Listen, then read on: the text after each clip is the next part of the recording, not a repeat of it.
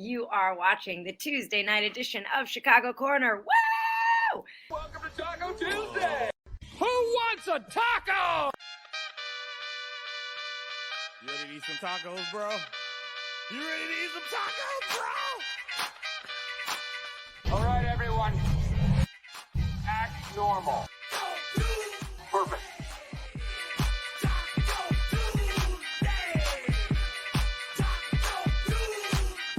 Oh my God! It's Taco Tuesday!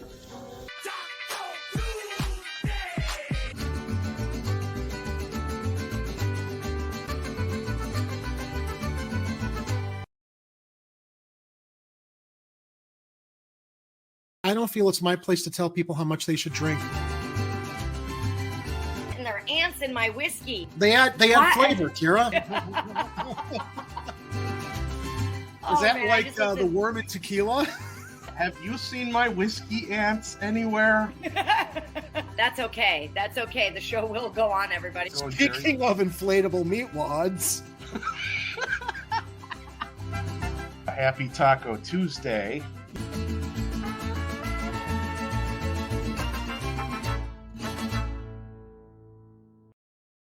Hit it.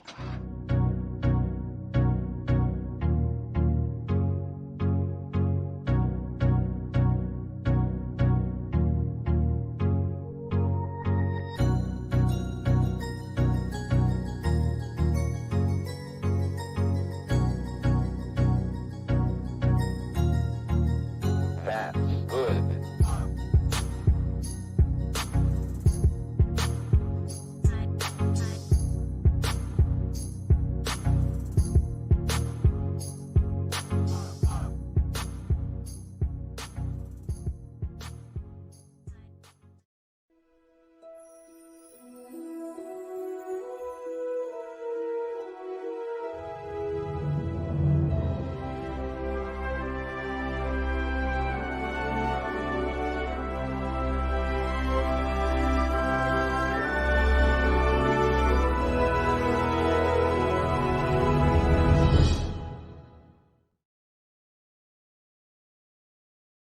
Hello, Chicago, and people around planet Earth.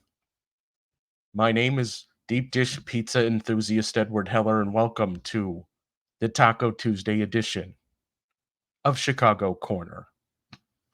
And right off the bat, I think we have some breaking news, but I gotta find that button. Hold on a second.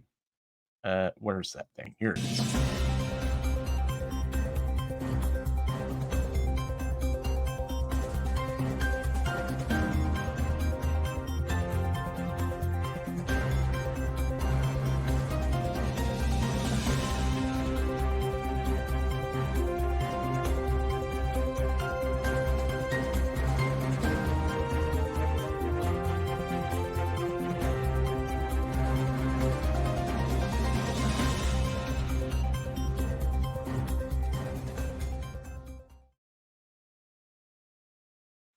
Breaking news. You know how we have this Congress in the United States, and there's that House of Representatives. Well, there's this leader of the House of Representatives called Speaker of the House. And you know what? Let me just let News Nation tell you what happened.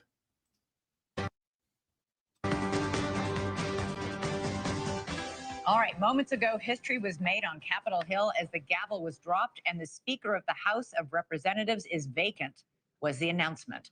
Those words, never before spoken in America's 247-year history. Kevin McCarthy is now the first Speaker of the House of our country to be removed from his position. The final vote tally was 216 to 210. 7 Republicans joined Florida Congressman Matt Gaetz to oust McCarthy. It is the first vote to remove a speaker in more than a century, since 1910. But this is the first time we've ever seen it happen successfully. So now lawmakers will need to pick a new speaker, and that process could be just as chaotic. And Yes, it could. And it reminds me of something. And before I get into the something it reminds me of, I want to welcome our co-host for this evening, Mr. Jerry Vasilatos. Hello, Jerry. Hello, everybody. It reminds me, Jerry, of a thing that happened right before the House of Representatives had to have a vote to reconfirm Nancy Pelosi when she was Speaker of the House. And some of you may remember there was a strategy that was put forth. Actually, it originated in the DSA handbook, I am told. But it was put forth by a number of people on the left, including some of you may remember Jimmy Dore talking about it quite a bit, called Force the Vote. And the reason why I'm bringing this up is not because it's the exact same thing. It's not the exact same thing, but it is essentially the same strategy. You use your leverage as a member of the House of Representatives to put pressure on the Speaker of the House to give you things. Now, Kevin McCarthy, Jerry, was made a whole lot of promises. And apparently there were enough Republicans that got fed up with him not following through on whatever he promised them that Matt Gaetz put up a challenge to kick him out as Speaker.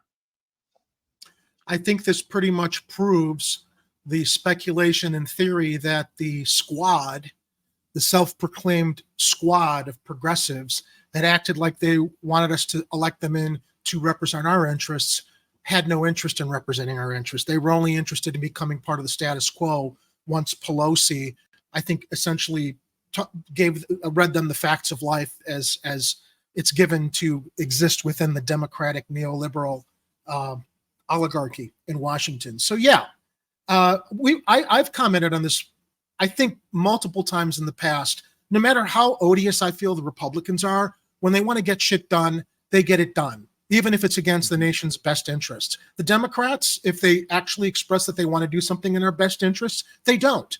It's that old analogy I like to use that, if you're in an alley and you, face a Republican, they will pour gasoline on you and light you on fire. A Democrat will take a knife and stab you in the back. They're both really bad things. This choice of the lesser of two evils is no longer a choice, because Democrats pretend they're going to help you in that alley, but then when you turn around, they'll stab you in the back. Okay, that's what they did when we asked them to force the vote against Pelosi, because she's another one of these Republican-like Democrats. And here, look, the Republicans and the conservatives, they weren't getting what they wanted because, as I understand it too, McCarthy was wasn't it, did I read in the news, Hillary Clinton was an advocate for McCarthy. What does that tell you?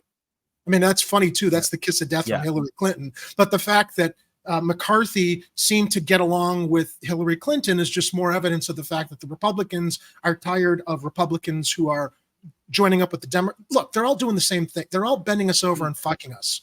Both sides. It's the team players in the 1%, basically. And the other thing about this is that it's not about whether or not they would have actually had a successful vote bringing Medicare for all to the floor. It's about the fact that there would have been accountability. All eyes, not just that, but all eyes on the discussion for that on television and in the news, which is a point that actually they made on RBN earlier today. I was watching Compton Jay talk about this as it was happening, because they were like taking the votes. It's like they do this thing where they first have a series of votes to decide whether they're going to table the motion to have the vote.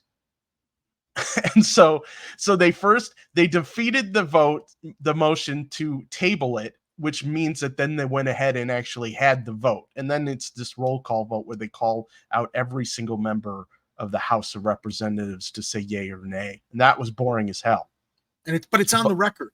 It's on the record. And after that was done, CJ brought up a really good point. He's like, what? Look at how much they were talking about all the things that they wanted to happen, or all the things that McCarthy didn't do, or all the things they wanted him to do that he backed out on.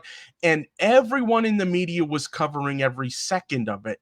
And that was his point, was that you needed to get everyone's attention. You need to get the nation's attention. If the squad actually gave a crap about getting Medicare for all passed, they could have had all that time to explain what expanded Medicare for all was to everybody, so that more people would understand it's not just everybody gets Medicare as it is now. But they didn't want to because they're already in the pockets of Big Pharma, and Big Pharma wasn't going to let them do that while they all pandered and pretended that that's what they wanted, but their hands were tied. It's the parliamentarian or this bullshit or that bullshit. And that's Warren that's says it's a murderer's row of sellouts. Yeah, it is. It really is. And that's the part of the duopoly kayfabe that I like to talk about, is that you've got the Republicans on one side that are willing to take hostages because that's part of their kayfabe. That's what they're allowed to do in their performance art in Congress.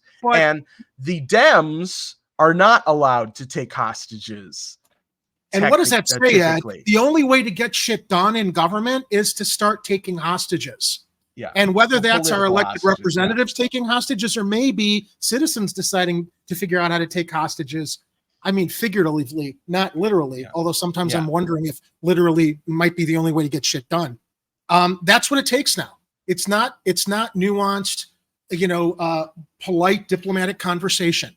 This is what it takes. And as Warren is saying in the live chat, McCarthy fucked around and said, well, time to find out. It's called hardball. And the squad either don't have the spine for it or they're complicit. Either way, it's bad. Warren, I'd say they're complicit. And I'd say they're knowingly complicit. They knew going in. They all pretended, AOC is gonna probably be around, Ed, as long as Nancy Pelosi's been around. This was a career move for her. She's gonna get rich off of it while she was pretending she was gonna help people. And Bowman, who pulls fire alarms, he's a school teacher who pulls fire alarms thinking it's going to open the exit doors. That's enough. I mean, they're all of them. I'm riled up tonight. And about that bullshit, he was a vice principal in a former career. He knew exactly what that fire alarm was going to do. Total bullshit. Let me also share. I can't stand Marjorie Taylor Greene at all. But she posted a video on Twitter at that fire alarm, basically walking from that vestibule and the fire alarm to where her offices are and the path that she would take to get to the vote. So all this crap that Bowman is talking about, like, the doors were locked and I couldn't get through. They're always unlocked. The guy is a liar and he should face charges or he should resign because he thinks that we're all that stupid to believe. He thought pulling a fire alarm was going to open the doors when it's marked fire alarm, and the doors weren't locked because the Democrats decided this is the way to obfuscate what needed to be done. Again, it's just, I've had it. I'm fed up. Oh, yeah. Oh, Jerry, we've got breaking video of Jamal Bowman making excuses. Hold on a second. I ran out of gas. Okay. I had a flat tire. I didn't have enough money for cab fare. My truck didn't come back from the cleaners. An old friend came in from out of town. Someone stole my car. There was an earthquake. A terrible flood. Locust. It wasn't my fault, I swear to God. Okay, that was Jake Blues from the Blues Brothers clip where he says, it wasn't my fault, I swear to God. And it looks like we're probably going to have some video delays on Jerry's end where he hears the audio like a minute later. And so I'll try to limit my use of those tonight. But I did want to get back into the rest of this video here, although as I wait for Jerry's microphone to come back into effect, I want to thank everybody for joining us here tonight in the Chicago Corner. If you are watching us on a platform that isn't Rumble, do us a favor and head over to rumble.com and sign up for a free account and follow us over there. It really does help with us to get viewed over there. I realize that a lot of people on Rumble right now who are streaming are typically of one political persuasion rather than another. And that's partly because there's just a whole lot more people who are concerned about censorship. And it's a lot easier to get censored on YouTube than it is on Rumble to actually speak your piece about things and have opinions on stuff. So with that said, I want to thank everybody who is currently following us on Rumble. And you may have noticed we're featuring the live chat from Rumble when Jerry gets around to bringing that up on the screen. And we're hoping to be able to integrate that into our channel in the near future. But again, thank you for joining us. And as Jerry's gremlins seem to have settled back into hibernation for the moment, I'm going to try and get the rest of this video going because I have a little more to talk about what goes on with what happens in Congress now that they don't have a Speaker of the House. Do you want to get anything in before I hit the play button, Jerry? Nothing other than I'm ready to throw my computer out the window, but go ahead. Yes, I feel that. And until then, there's the very real question: who is in charge? Who is leading our Congress? News Nation's Joe Khalil is live on Capitol Hill for us tonight, where he's got a front row seat, Joe, to these dramatic and historic deliberations all day long. And all I can say is, wow. Yeah, I mean, it is historic when you step back. You know, I think a lot of people who even expected that this might happen today took it as a bit surreal when you actually heard the gavel pound and that final statement that was that there is no longer a speaker because that role is now vacant. So putting the politics of this aside, which we've been hammering out all day today from the Republican perspective and from the Democratic perspective, the question becomes what comes next. It's a question you just raised, Elizabeth. Who is in charge? Just a little while ago, we talked to Congressman Tim Burchett right here on the steps about that very thing. He is one of the Republicans who voted to oust Speaker McCarthy, someone who was in his own party, from that top role here in the House. So we asked him, who comes next, who fills that void, and whether they're even interested in the job. Here's that conversation. Well, fortunately, we have a very deep bench. We've got some really great people there. Tom Cole, Mark Green out of Tennessee, Tom Emmert. Do any of them want the job? Steve Scalise. Good question. Come on. I mean, none of them have expressed that, have they yet? Crickets. Or have they? You can make some news here. Total crickets. It's dead air. You better say something because I'm not going to say anything. I was waiting for you. So I think that silence says a lot, Elizabeth. Now, I should say quickly, too. Not really. It is entirely possible that Kevin McCarthy is somehow back in that speaker role. We talked to some people about would they support him again, and is there anything he could do to win back their votes? And the answer that would be a big. We're not can you pause it for a moment? Yeah, that would be an enormous. Look, if they couldn't negotiate with him ahead of time, think of how much time and money is being wasted with this little stunt. Then, if you know, now, can he compromise now? No, just find someone else to appoint instead of all of this waste of time at the expense of trying to balance the budget. Although you've shared with us how that's a whole load of crap, performative load of crap. Yeah, and just to remind people, every time the Republicans get on their soapbox to talk about how the deficit is exploding and the national debt and we got to cut budgets and all this other stuff, you have to understand that while it is true that Congress does waste a lot of money on a lot of things, and a lot of times they pass bills for things that they shouldn't really prioritize. But they never have to worry about where the money's coming from or how to pay for it, and it's never coming out of your pocket. So all the other talk about that is really comes down to priorities. Do they want to do something or do they not want to do something? You know what, Ed? I would say, hold on, Magic 8 Ball says they don't want to do shit. That's what Magic 8 Ball says. Well, or they only want to do the stuff that they want to do, which usually means giving their rich buddies tax cuts or doing some type of war or imperialist stuff that throws more money at the military-industrial complex or their contractor friends, or finds a way to give them insider information so they can make money on Wall Street. Yep. So getting to that, I just wanted to mention to people that what happens when the Speaker of the House is kicked out like this is that then they have to basically appoint what they call a Speaker of the House pro tempore or pro tem. Okay. And that speaker typically should have the same powers as the Speaker of the House, depending on the rules that they've set in the House of Representatives for that specific session of Congress. So if they are limiting the Speaker of the House pro tem, the powers for doing things like moving bills forward, like trying to get regular legislation moving forward on things, then they might be just tying their own hands. I don't think that they currently have anything in place like that. So anyone on media right now, and someone earlier on media was saying it, anyone on media right now saying that they're in total gridlock without a Speaker of the House is talking out of their ass. They could just get their pro tem to put bills forward and start voting and debating on them, just like the Speaker of the House can, unless, like I said, unless they have some rule that they set forth that tells them they can't do that.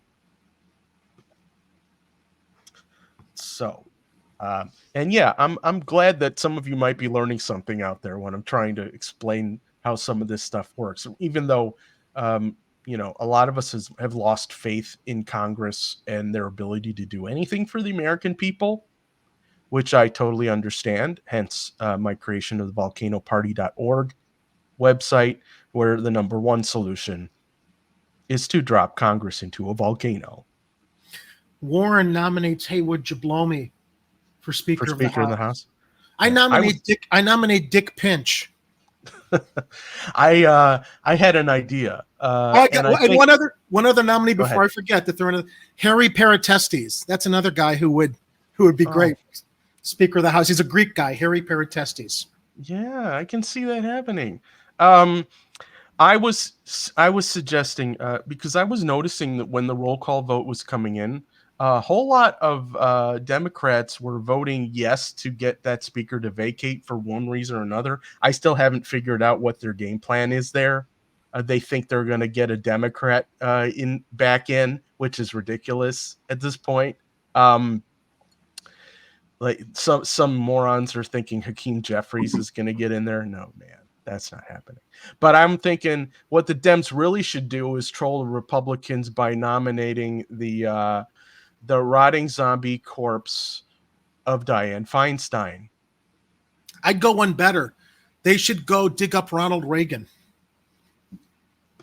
Just to be Speaker of the House? Yeah. I mean, yeah, seriously. Ronald Reagan's corpse, since they still are all chat. They always go to, Donald Trump now, but in the past it was always Ronald Reagan. All right, so let's see if they have any more to impart here. No, we know that Kevin McCarthy tried 15 times in the first round back in January. He certainly could try again, and many of his allies today who I've spoke with said they want that to happen moving forward. Joe, was there any possibility that any of the Democrats might have broken and supported McCarthy in this? Because he could only have been ousted if all the Democrats also voted against keeping him as Speaker of the House. Do you know if he asked Hakeem Jeffries, can you throw me some votes, throw me a line and save me? Yeah. It's a great question. We've been asking that for days now. It appeared that Democrats were potentially open to trying to ask for some concessions, things like money for Ukraine, maybe even more power in the House. But ultimately, it didn't seem like that happened at all. I don't know that there was any discussions. We've been asking Democrats, many of them very high ranking, said they're not aware that any. Oh, speaking of that, Dick Durbin was on the floor of the Senate earlier today begging for more money for Ukraine. No. Stop. How do we get a lobby of homeless people in Congress requesting money to help them, to help house them, help provide opportunities for them? What do we need to do? I don't know. How much room is in Congress? Can we use that as a shelter? Literally get all the sick people, all the homeless people. And here's what I think we need to do, Ed. I think the citizens of the United States of America need to figure out how to incorporate so that we can have a lobby, that we can then spend more money in Congress than corporations to get Congress to actually represent our interests, because they're not doing it, even though that's what they're supposed to do. Because all that matters is this. So if we, the people, they're supposed to be our lobby, they're not.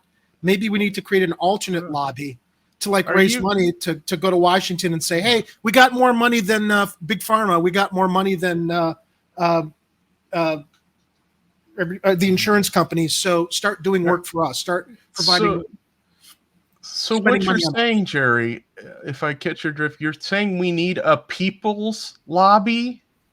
Yeah, but does the People's Lobby do anything? I don't know. I think we might find out a little later in the show, Yeah. though. Well, that's different. I mean, yeah, we need a lobby we need a citizens lobby. I don't want to disparage the People's Lobby because they're doing important work and the name's already taken. We need a citizens lobby is what we need. I mean, if we have to establish one from the ground up, that'd be cool. But maybe we can just redirect some anger and activism in a proper direction and just take over the People's Lobby. We'll have to talk to Kira and find out if we could do that. As I understand it, the People's Lobby is doing a lot of work to effect legislation to help us all out. But that isn't going as far as it's supposed to. You actually need money, like all of the corporations that have all of our representatives in their pockets. So unless the People's Lobby knows how to incorporate and raise money, like every citizen in the United States, toss $100 into the People's Lobby so that we've got a big pot of money to like have lobbyists in Washington the way big corporations do. Because I don't know what else it's going to take. Because I'm sure the People's Lobby is tapped out with their resources and all the hard work that they're doing and all the time that they're spending. And they do have a lot of successes. I know that.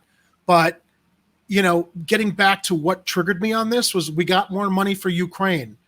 Where's the money to help us? Yeah. Where's the money for either single payer or Medicare for all, or figuring out how the fuck to get people out of tents on the streets and into structures with roofs over their heads, with opportunities for jobs, mental health, everything.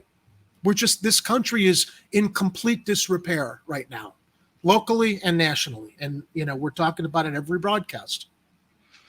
Yeah. And I didn't even start talking about migrants yet. They need help too, but we need Congress to get shook up. So I'm actually glad that this happened today. Although, it's going to be a mess for a while because who knows what kind of several hundred rounds of voting they're going to have to go through in order to install a new speaker, which they're going to waste more time on rather than trying to get legislation moving forward to actually helping people in this country. Yeah, but did this really shake them up, Ed? I'll tell you what really shook up Congress. You know what shook up Congress? The only thing that's shaken up Congress for several decades. That's right. And when we talk about taking hostages and we look at what shook up Congress, I don't know, man. Okay, look, let's be clear. I was talking about metaphorical political hostages and not actual hostages. I'm not either, but I'm just referencing something that seemed to shake them up. Yes. Okay, that's what it took to shake them up. You gotta scare the hell out of your representatives to the point where they actually do what you want. Well, it seems that polite discourse isn't doing that, nor will it. No. And you know what? I'm repeating something Jimmy Dore said, Ed. So I'm not gonna get in trouble for this. Jimmy Dore literally said we might need to rise up in another revolution because none of this other shit is happening, and he posted it on Twitter. So I'm not. If he can say it, I feel safe saying it myself. Yeah, well, we are probably overdue for one. I mean, we are still kind of a young nation, but it kind of feels like we're, with the way technology is going these days, everything is accelerated. Someone online was talking about how they didn't think that we were in the end stages of capitalism. And someone had pointed out that, look, in Vegas, they got that really cool sphere dome that's distracting everybody, kind of like how the Colosseum did in Roman times. And they're saying, well, yeah, but the Roman Empire didn't end for another 400 years. You know how fast technology accelerates everything? And to further that point, apparently history is not taught that well these days because I'd say the majority of Americans are forgetting what this country was founded from. Yeah. How did this country form? It was a violent revolution against tyranny. And sorry, guys, minus, advocating for violence, we are living in a tyrannical country right now. This is a country run by corporations, run by the banks, run by Wall Street, run by the pharmaceutical cartels and the insurance companies. It's tyrannical in a fascist corporate sense now. So, hey man, if people over here decided in the 1700s that, Great Britain, the UK, was engaged in tyranny, and we're facing a similar kind of tyranny now, what is it going to take? It's and back then it was taxation without representation. Don't we have that and now? And we kind of have that now. I mean, some people will argue, well, you still have people you elected in the Congress. Did we really elect them? Or did they buy their way in there? It's exactly what they did, the lobbyists and their donors. And as far as the whole taxation without representation, I don't feel represented. Neither do I. Not from any taxes taken out of payroll, not from any sales taxes, not from any federal taxes. We're literally paying at least 5 or 6 different types of taxes every day in our lives, and we're taxed on the things we've already been taxed for. And we're not represented. I don't know, man. How much clearer could it be? We're not represented, and only the corporations that are funding the campaigns of all these people that are. Look, George Carlin said it the best, man. And you know what? As you go on with this, I'm going to look for that Carlin clip, because he puts it all in perspective for us to better than I can. Okay, if you find the clip, just hit me in the private chat with it, and Will do. Discussions between McCarthy and Jeffries happened at all to try to negotiate that, and so we're wondering if that is on the table even in the future. Anything is possible at this point, Elizabeth. But every Democrat I spoke with today said, why would we help Kevin McCarthy? They don't feel like they can trust him, even if he does guarantee them some policy wins that they want. They're not entirely certain he would follow through on it. So you have that question. And from everything I've heard from today from Democrats, those conversations simply did not happen. Yeah, it was very bizarre to see Matt Gaetz making his case for removing Speaker McCarthy from the Democratic side of the House today. It was really surreal. Wow. It's very surreal. And it doesn't appear, especially, I love the interview you did with Burchett on the steps right behind you. It looked a little bit like, okay, now what do we do? Like nobody knows. Thanks so much for watching. Go to. Okay, thank you, News Nation. I wanted to point out another thing about the conversation, because we didn't play any of the debate stuff that went on earlier today. But Matt Gaetz has been trying to undo Congress, or stop Congress from doing these giant omnibus bills. Some of them are called continuing resolutions, or CRs, where they take this gigantic bill. Usually it's the defense bill, right? And then they add everything else to it, right? So that they can all pass it all at once. And he would rather that, Congress should be just passing one bill at one subject at a time. And to his point, I agree with him for most things. I mean, unless it's directly related to the thing you're passing a bill for. You got a farm bill, okay, everything related to agriculture, maybe everything related to SNAP food assistance, that would be related, okay? But not like sending rocket launchers to Ukraine. That shouldn't be related to a farm bill, So you should have separate items that Congress debates over, have an actual democracy, where you talk back and forth about the positives and negatives. You put up amendments or possible changes to a bill if you don't think it's quite right, and then you send it back and forth, and you do all that stuff. Like, some people remember this cartoon from Schoolhouse Rock called I'm Just a Bill, and it had the basic functions of how a bill becomes a law, right? They don't really do so much of that in Congress anymore. Because it's basically, they've had some organization outside of Congress who pre-drafted a bill that they're stuffing with all kinds of pork, and then they're going around behind the scenes trying to get people on board with passing it.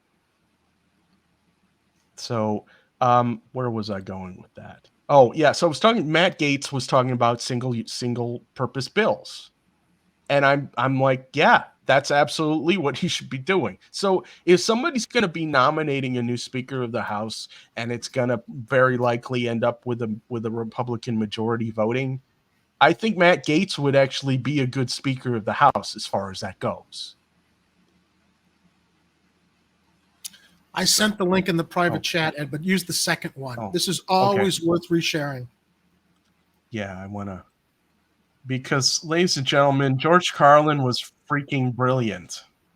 This is from 2006. Do you think they would let him get away with this now? It's hard to say. I mean, he was watching the world go to shit his whole life. So every time he would come up with a new comedy routine, it would get more dim and dark because that's where the world was going. Well, he saw where it was going. Yeah, I mean, they would not. He would be canceled today. Yeah. So let's see. And I'll tell you something else. If he went on Bill Maher's show to say all this stuff, Bill Maher would deride him for telling us exactly what's going on, telling it as it is in this clip from 2006. Yeah, but George.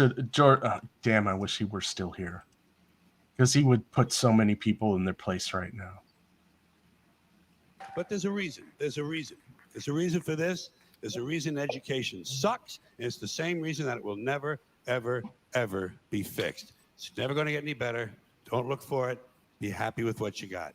Because the owners of this country don't want that. I'm talking about the real owners now. The big, the wealthy, the real owners, the big wealthy business interests that control things and make all the important decisions.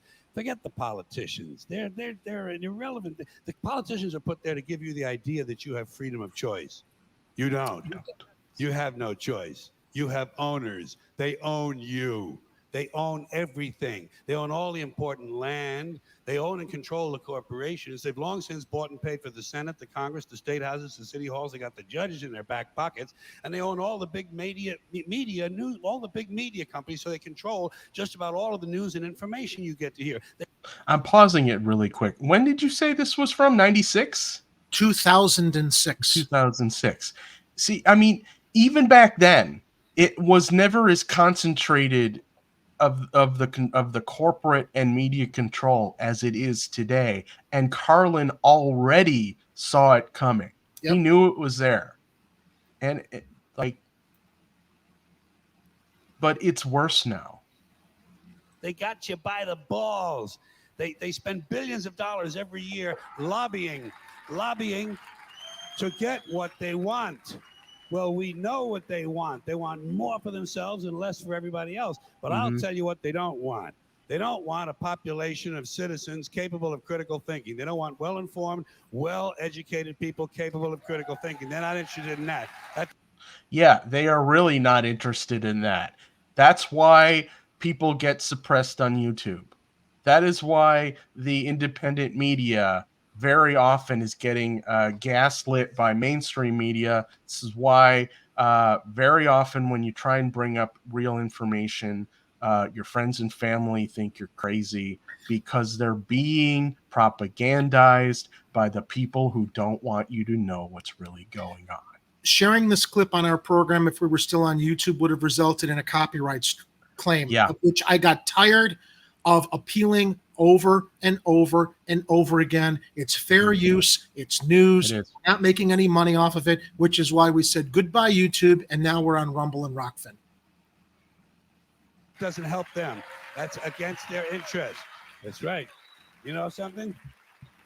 They don't want people who are smart enough to sit around the kitchen table and figure out how badly they're getting fucked by a system that threw them overboard 30 fucking years ago. They don't want that. You know what they want? They want obedient workers. Obedient workers, people who are just smart enough to run the machines and do the paperwork, and just dumb enough to passively accept all these increasingly shittier jobs with the lower pay, the longer hours, the reduced benefits, the end of overtime, and the vanishing pension that disappears the minute you go to collect it. And now they're coming for your Social Security money. Yeah, speaking of pensions, for those of you unaware, most jobs in the United States, wasn't more than 50 years ago, I guess, at this point, used to have pensions attached to your full-time job. And that full-time job would actually allow you to be able to make ends meet. You could You could buy groceries. You could even maybe work your way to paying rent or maybe toward purchasing a house. And you had a pension. The pension was supposed to pay for your retirement, right? A lot of places I believe it was in the early to mid 1980s. Someone invented this thing called a 401k retirement account.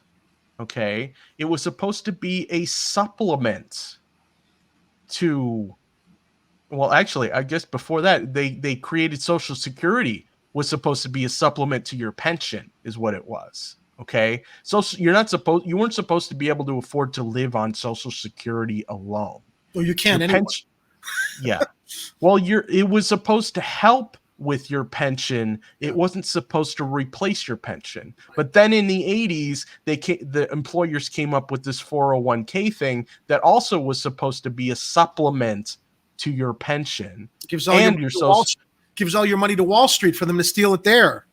Right. So even though some employers were kicking in some money toward that, so like I worked for a company one time that would do an even match up to 6% that you put into your IRA or your 401k account. Okay. But so you were supposed to have a pension, and then a pension and Social Security, and then you're supposed to have a pension and Social Security and an IRA if you were able to afford to put money into that. And all of that together was supposed to be your retirement fund.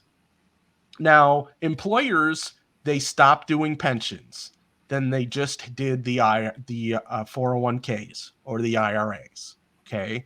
And then some places don't even do that. And so there's a lot of people relying on maybe there was some money in your IRA if you were able to put money in that before Wall Street went to shit. But most people now retired are trying to figure out how to make ends meet on Social Security and whatever savings they might have now. That's not how it's supposed to be. So as Carlin says, they're coming after your Social Security. That Social Security needs a huge overhaul. It needs to act at this point, because pensions don't exist anymore. The federal government should have been stepping up and made Social Security into something people that could actually survive on, but they never did. That would be socialism, Ed. Well, the social's in the name of the thing there. I know. That's the irony, isn't it?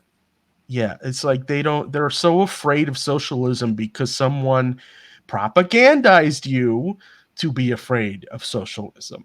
They want your fucking retirement money. They want it back so they can give it to their criminal friends on Wall Street. And you know something? They'll get it. They'll get it all from you sooner or later because they own this fucking place. It's a big club. And you're not in it. You and I are not in the big club. By the way, it's the same big club they used to beat you over the head with all day long when they tell you what to believe. All day long, beating you over the head in their media, telling you what to believe, what to think, and what to buy. The table is tilted, folks. The game is rigged, and nobody seems to notice. Can you pause it for a second? Seems to care. Yeah. While there are some great outbursts of applause during this, it's amazing to me how silent the audience is in most of it, because it's like it's almost as if he's waking them up and they're really paying attention because they haven't thought this before. He had the courage to say what everybody was, I don't know, maybe speculating about, and actually give it voice in public. See, and the problem though is I would say 2/3 of his audience are just thinking he's being pessimistic about the world. At that time, they don't understand he's telling them the truth. Yeah. And but some people will wake up. Unfortunately, it's just not enough. 2006, 2016. So that's this. It's taken almost 20 years for people to catch up and realize he was telling the truth at this moment. Yeah. And then even then, some of them are only half awake. It took a lot of us. It took Bernie Sanders getting cheated in 2016 in the primaries for a lot of people to hit that. Some people remember the hashtag FAFO, which stood for fuck around and find out. Okay. Now, they did the fuck around in 2016. They're finding out now. They're starting to, as people are stopping believing all the bullshit that they're being fed in mainstream media. We still have too many people actually believing it, but more people than ever are starting to see through the crap. And so I feel a little bit good about that, although I understand we have a long, long way to go. Let's let George finish here. Yeah, let's let George finish. Good, honest, hardworking people, white collar, blue collar, doesn't matter what color shirt you have on. Good, honest, hardworking people continue. These are people of modest means. Continue to elect these rich cocksuckers who don't give a fuck about them. They don't give a fuck about you. They don't give a fuck about you. They don't care about you at all, at all, at all. Man, you know? And nobody seems to notice. Nobody seems to care. That's what the owners count on. The fact that Americans will probably remain willfully ignorant of the big red, white, and blue dick that's being jammed up their assholes every day. Because the owners of this country know the truth. It's called the American dream. Because you have to be asleep to believe it. I would say Jimmy Dore is absolutely the spiritual contemporary successor to George Carlin, who is willing to say the same kind of stuff and not be afraid. And, you know, to my point earlier, before we decided to share Carlin, what's it going to take, Ed? Light your torches and go!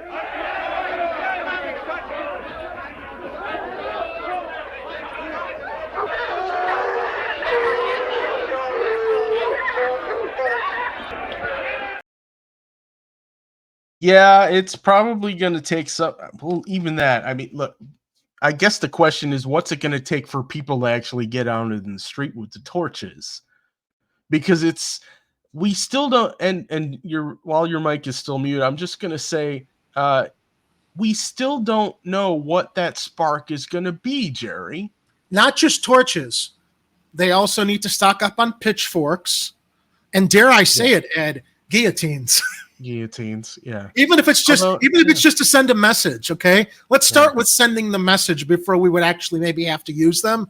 I mean, you know, the French got shit done back in the day, and maybe that's what it's going to take this time. I don't know. I know it sounds too radical, but my frustration is at the point where I don't know how to talk about any of this stuff anymore politely, delicately, because that just doesn't seem to get stuff done.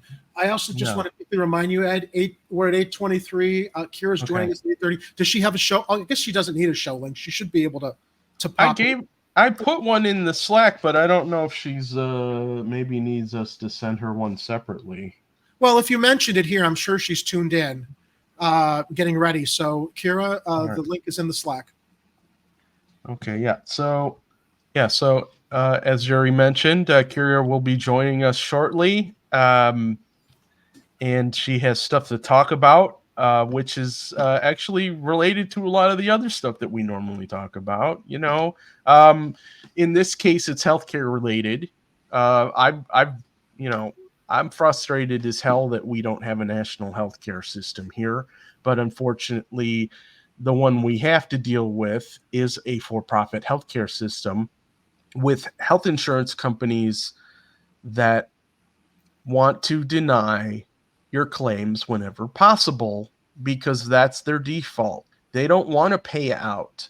They would rather just hold on to your money. And so we're going to be talking to Kira a little later about an action that's going on, I believe, later in the week. Some good comments in the Rumble chat. Kathy says, "Thank you, Kathy. Radical's a good thing."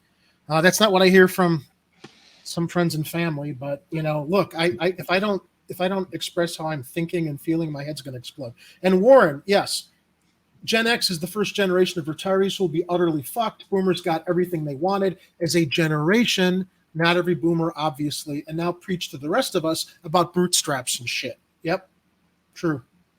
Yeah. What else was I going to talk about? I don't remember. Pardon me. I belched. I hope everybody heard that. God bless you. Thank you. Okay, so we talked about Kevin McCarthy getting kicked out of the House of Representatives. And then we talked about how basically we are just waiting for that one final spark that's going to get people out in the streets and start the next revolution for America. Because it's got to happen eventually. The rich people don't realize that they can squeeze and squeeze and squeeze so hard to the point where there's no blood they can get back out of the stone that is the American public. And when we have nothing left to lose, that's when, like Jerry said, that's when the torches, pitchforks, and possibly guillotines come out. As Ed said in a previous show, I'm the canary in the coal mine. Yeah. Because I've been pushed maybe a little bit farther than Ed or the rest of you in the audience Yeah. with some Well, things, in my life with business and personal matters. look, So, I'm getting there because I'm paycheck to paycheck, like I've told people before. And some of you have been watching the program for a little while know that we reported that more than 60% of Americans right now are living paycheck to paycheck. That's huge. let me speak to that too, Ed. I think probably why, and maybe I owe the audience an explanation and an apology also why I'm so stressed out and on the edge. I had 2 medical emergencies in the past 2 months. One for my cat and one for myself when I was in the hospital. And those were the 2 medical emergencies that have wiped out all my savings. And, while I'm committed to doing this, while I'm trying to juggle getting other things on track with my self-employed personal businesses, every day I get up, I feel like I'm in a pressure cooker because I don't have any liquidity to do the things I need to do because of those 2 medical emergencies and one other emergency that came up that just wiped shit out. And I never ever wanted to be in a position where I've literally over the past 2 years rebuilt my FICO score to good to excellent, and falling behind on 2 months of credit card payments, just one account has killed my FICO, put me back into poor. Because I couldn't keep up because of those financial emergencies I had to take care of. So this is, and it's like, I know that there are others who are in far worse shape than I am, but it does affect your stress levels and being able to manage things when you realize, it takes something that's could be something completely out of your control with medical emergencies or other things or car repairs that completely put you behind the 8 ball. Then all the momentum you've built to build your credit, so you're worthy and people look at you as responsible, in the toilet, and which makes it harder if you're trying to get small business loans or anything else, because then they look at your FICO score, and forget it. Yeah, and so and Jerry's dealing with his medical stuff and his trying to get business loans. I'm trying to refinance debt right now. I'm trying to unbury myself from a bunch of debt that mostly was accumulated during the lockdown, but I can only pay that down so fast. And once the promotional rates go away, then you're talking usury rates, which now the credit card companies are now hitting people with up to 30% interest now, which nobody should be allowing.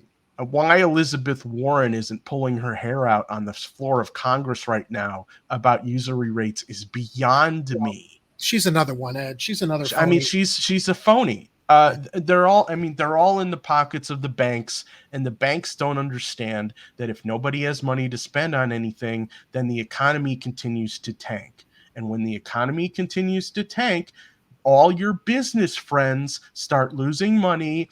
They have to let people go. The economy gets worse, and it's a death spiral because less people have money to spend on your shit. Then your shit doesn't get bought, and then your business goes under. And then it's a repeating cycle over and over and over again. So all you capitalist jagbags out there thinking that people need to shut up about wanting a living wage, this is what freaking happens. People aren't making enough money to make ends meet. Groceries cost too much. They can't afford to keep a roof over their head or pay for gas or any of these other things. They're not going to your restaurants. They're not buying your electronics. They're not buying any of the shit that you sell that people might be able to buy if they had any type of disposable income, which very few people have now. Kathy shares her cat needs the vet, but not this month. Kathy, hon, I sympathize. I've actually put off getting a wisdom tooth pulled because I can't afford the oral surgery right now. While I've got like a recurring pain in my jaw, I can't afford it. Can't afford it. I can't even put it on the credit card because of the, it's ridiculous. Cowboy Kitty says in the live chat, this keeps closing and pausing itself. Literally can't watch, can't say I'll ever use this again. Cowboy Kitty, I don't even know if you can respond to this, but are you talking about Rumble or Rockfin, the application you're watching this on? Because it seems like we're going out pretty clear to everybody else. It might be either if you're watching on your smartphone with their app or your browser. I'm not sure, but I'm sorry you're encountering those problems. Yeah, it sounds like it could be a bandwidth issue, or it could be a problem where maybe too many people are watching Rumble at once and they're not able to handle the demand right now. What I would recommend in the meantime is just hit the pause button on your live stream and just let it buffer for a couple seconds and then hit play and see if that helps out a little bit. Yeah. And Warren says he's watching on, it's probably a bad mobile connection, Cowboy Kitty. I'm sorry to hear that.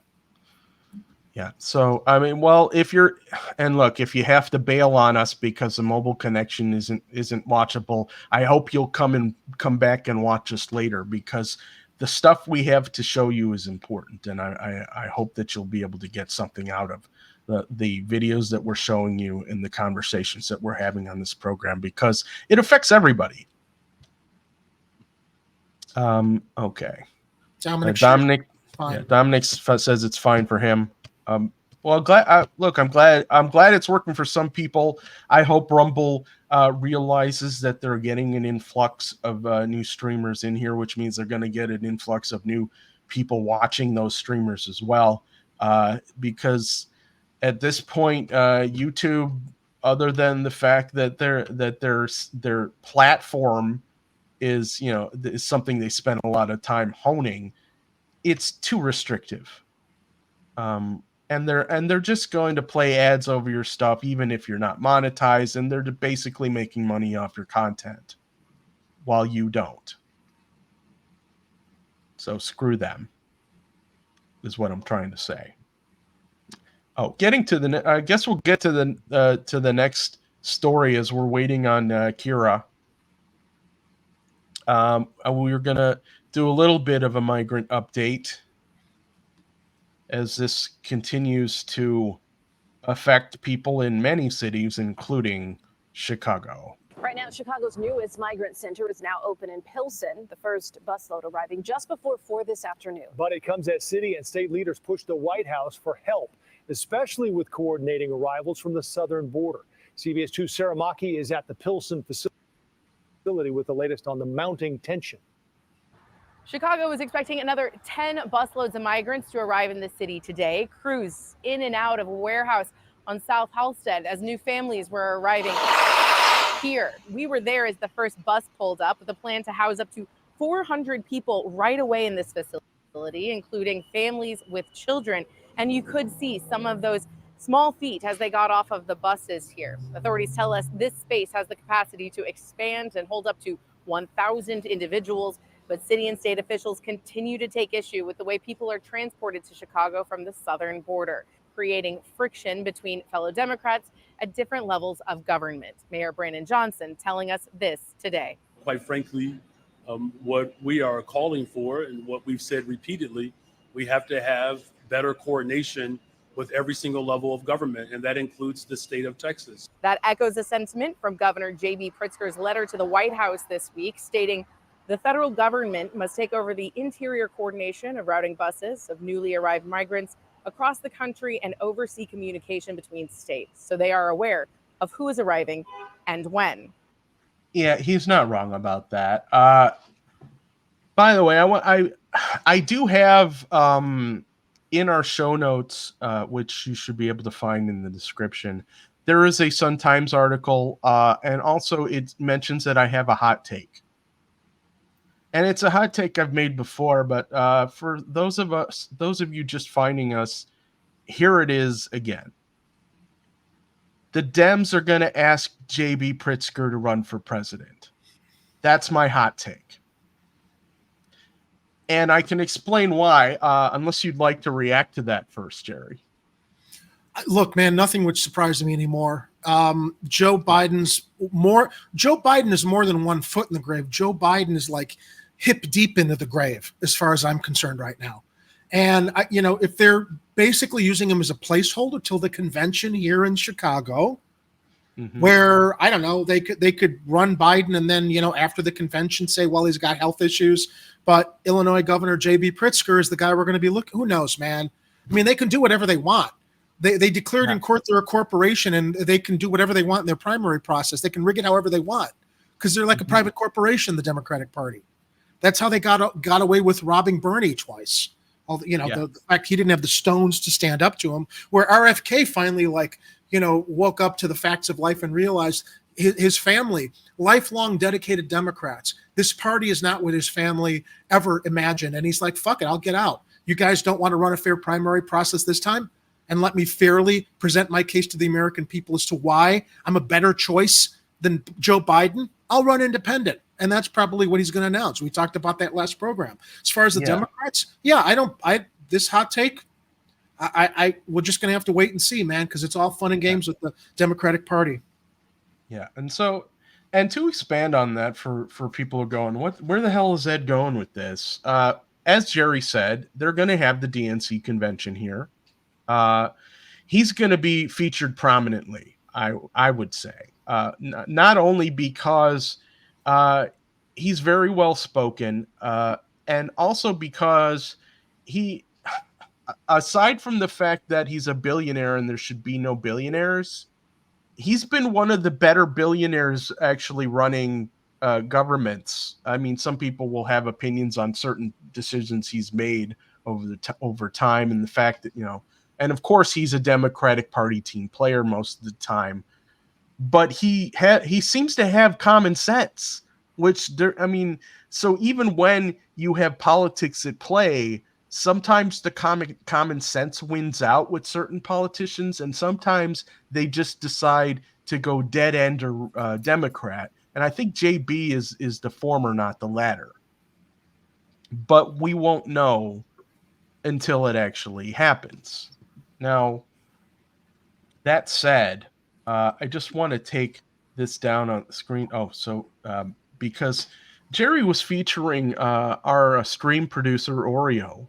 Oreo's the stream cat. I just thought I'd share what's going on here. I've got no room for my keyboard. He's sprawled out on my desk, wanting me to rub his tummy. So I just thought I'd share that with the audience for some, relaxing, calming content. Yeah, so just so you guys know, head over to ChicagoCornerTV.com, scroll down for the merch store, and pick up your favorite Chicago Corner merch. Much of it is featuring our stream cat Oreo.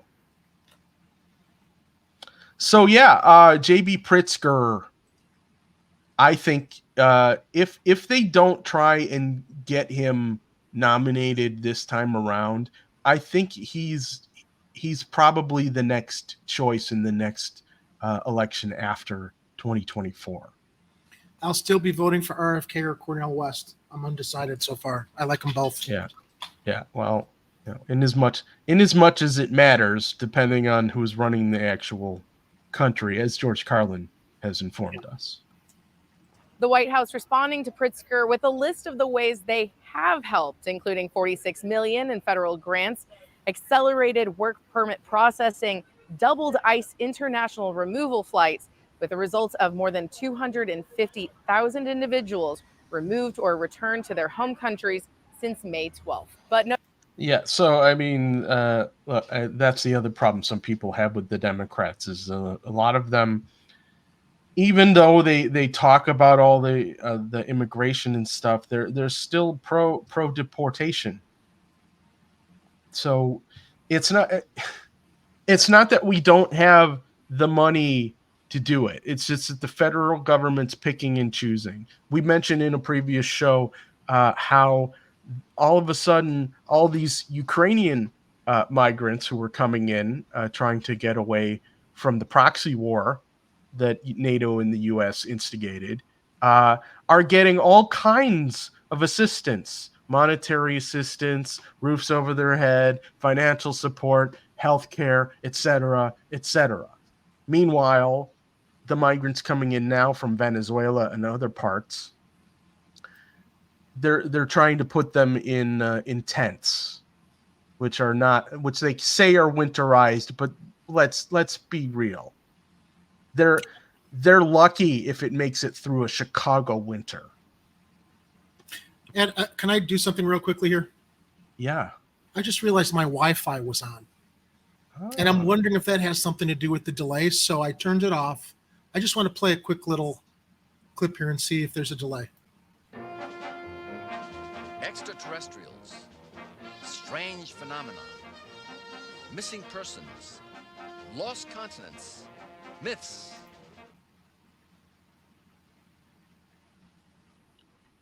Well, that may have been an issue there.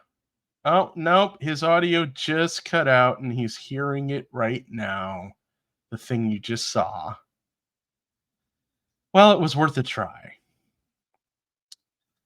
So, one day we'll narrow it down, or we'll, what we should do. We'll all have a new computer. Yes. When Jerry has a new computer, we're going to take the old computer and what do you think? Launch it off of out of the Hancock building, and we could get up to the 95th floor since they're not using that for a bar anymore. The old computer actually serves its purpose with everything else. It's just not streaming on Chrome. So, yeah, that's a weird little hinky thing. Well, it's a 2027. Yeah. I got it in 2016, 2017. It's an old laptop, but it's a powerful laptop with all the ports that I need for all of my, creative plugins and stuff. I get a new computer, and I'm going to have to buy all these extra peripherals to plug into one port. That's why I hold on to this one.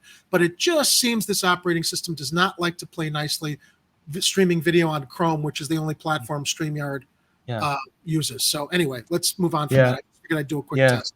Yeah, and just so you guys know, the computer I'm on right now is from 2011. It's older than Jerry's. Yes, but you're on another operating system that that your browser seems to be more compatible with.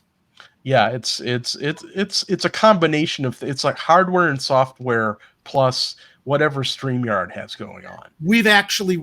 Ed brought this to my attention. I've actually read this too, that the Chrome browser, for whatever reason, is not as compatible as with my operating system, which I think is Big Sur, as it is with all other Mac operating systems. And I can't change my operating system, so I just got to live with it till I get a new computer. Because what happens is, when you have certain software on your computer and it's meant for a purpose, and it ends up breaking if you change your operating system. So some people are very often stuck on one system, or they have to get a separate computer to run other things. Yep. It's like these are problems back when everybody had disposable income and you could buy like a couple computers, that kind of stuff. You could have it on a credit card for a couple months and then eventually pay it off. Oh, don't try that, because if you fall 2 months behind, your card gets canceled and your FICO score gets knocked down to poor. Yeah, well, now it is, but back then they were a little easier, a little looser with how people could eventually pay things down, and they didn't have the 30% interest rates. You know what 30% interest rates were back in the 90s? Loan sharks. Yeah. Payday loans is what those were. Now they're just credit cards. And our elected representatives allow it. From that White House response was any mention of Pritzker's request for a federal point person to navigate all of the transportation from the southern border to states that are welcoming migrants. In Pilsen, Sarah Maki, CBS 2 News. Right now, Chicago's so Pritzker's asking for more money and more federal money and more coordination. He's like, if you're gonna send migrants to Chicago, at least give us a heads up and let us coordinate the receiving of those migrants instead of being the total dicks you are in Florida and Texas. Was I too mean there? No. I'm glad you're You know, for everybody that gives us grief for our potty mouths, no one gave George Carlin grief for it, or Jimmy Dore. So, you know, not that actually, not that I'm equating us with them, but at a certain point, you know, when your stress levels go too far, you gotta decompress that way with your language. Yeah. To be fair to George Carlin, he had a whole bit based on the problem that people had with him, and the bit was called "The 7 Words You Can't Say on Television." But that was back in the 70s, though. Once he got into the 1990s and 2000s, that clip was from 2006. Thankfully, you know, people realize this is how people talk and express their frustration. Yeah. HBO didn't know what they had when they gave him basically carte blanche to do whatever and say whatever the hell he wanted on those comedy specials that they had when cable television was new. Yeah. And so, yeah, and I highly recommend people go and seek those out. Carlin on Campus is one of my favorites. I actually was fortunate enough during my college years to have George Carlin come visit my university and perform. Oh, what a treat that had to be. It was amazing. And where'd you go to school? This was Northern Michigan, and this was in the 90s. He did a whole college tour in the 90s. And he basically did all his greatest hits, and it's like he essentially radicalized a whole bunch of Gen Xers who mostly probably were on the verge of that anyway. But I feel like he did more good than harm in the long run, because what it does is it helps us Gen Xers wake everyone else up. Yeah. We're the generation that started in analog and converted to digital, and a lot of us basically adapted as everything else was changing. And so we were the last ones that would go outside to play, and their parents would not care where the hell we were as long as we got back before the sun went down or the street lights came on, whatever your parents happened to set in place for you.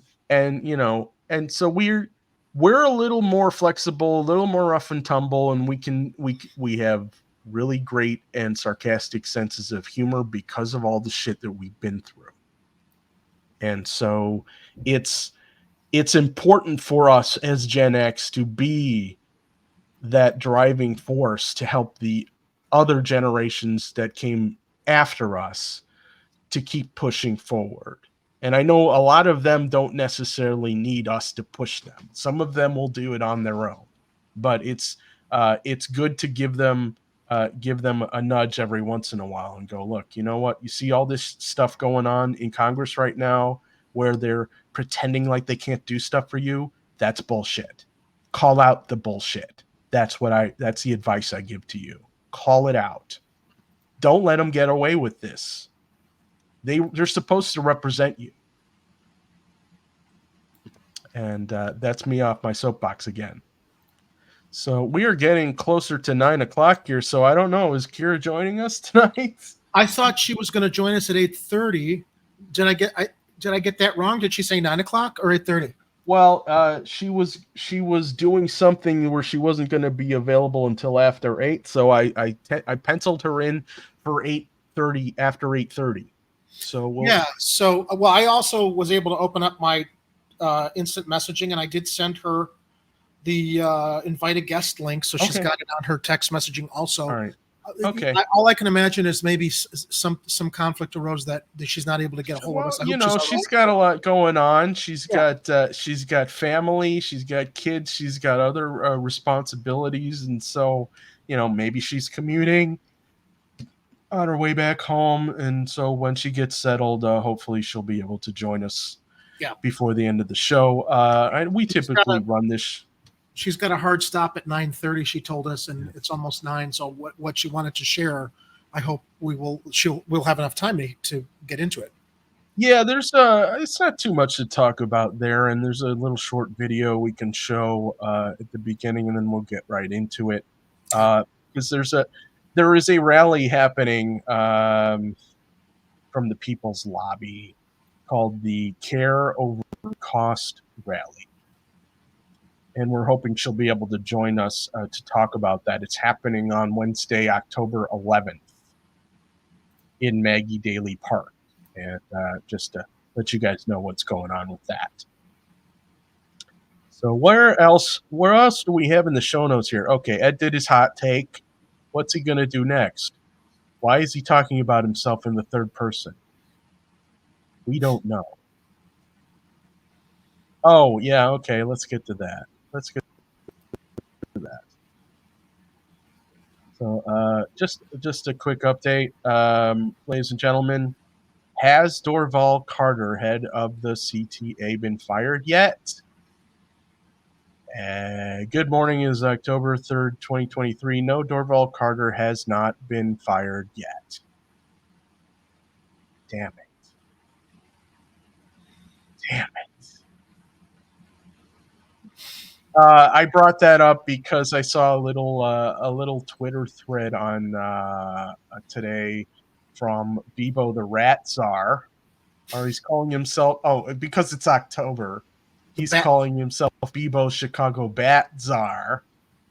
I forgot to change my Halloween name yet. I haven't done that yet in all my social media accounts. I haven't figured out what I'm going to call myself, but we'll figure it out. I don't have to do that because my Halloween name I use all year long. Well, here I am. True.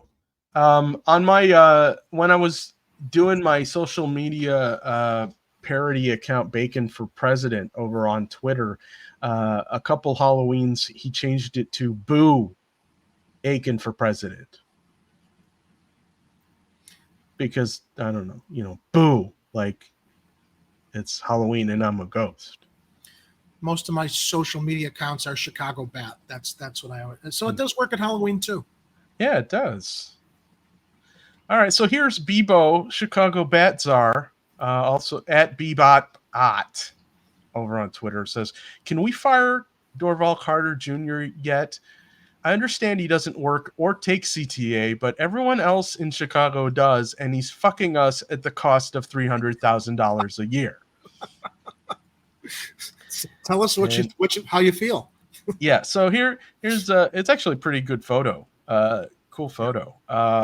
He's taking it from the top of the stairs, looking at all the people waiting on the blue line trains that aren't coming. I just like the dropping of the F-bomb. Is that I think that's probably at O'Hare. That's the O'Hare station. That's a Logan Square stop. Oh, Logan Square. Okay. Which, if I remember, is underground near California and something Milwaukee-ish, I think. Let's put that on the side. Further down in the as I said, it was a thread. Well, let's put that story aside because of our limited time. Our guest okay. Yes, let's switch over to the other thing here. I gotta load the other thing. Hold on. Stand by for an update from a person we know. And some of you know that person as well. You may not have seen that person in a while, but you'll recognize her immediately. Ladies and gentlemen, we are announcing the triumphant return on Taco Tuesday of Kira McCown. Woo woo! What? Hey guys. Welcome back. Hello, how are you? I am good. It's a wonderful Taco Tuesday because we get to feature one of our favorite people on the back half of the show. That's right. Okay. Who's that? I don't know. I thought you did. No. I don't know. I don't know what you're referring to. Yeah, okay. It's good to be on. So I'm just getting myself set up here because I raced in here and just jumped on, and I tend to do that. I don't often enough maybe stop and just say, okay, here I am. What do I need? And so here I am, and I don't have everything up. So apologies. It's okay. We got stuff ready for you. Yeah. I've been doing pretty good, and things have been crazy, as I'm sure you can absolutely imagine. Well, the live chat welcomes you back. Who's that hot broad? From Uncle Warren.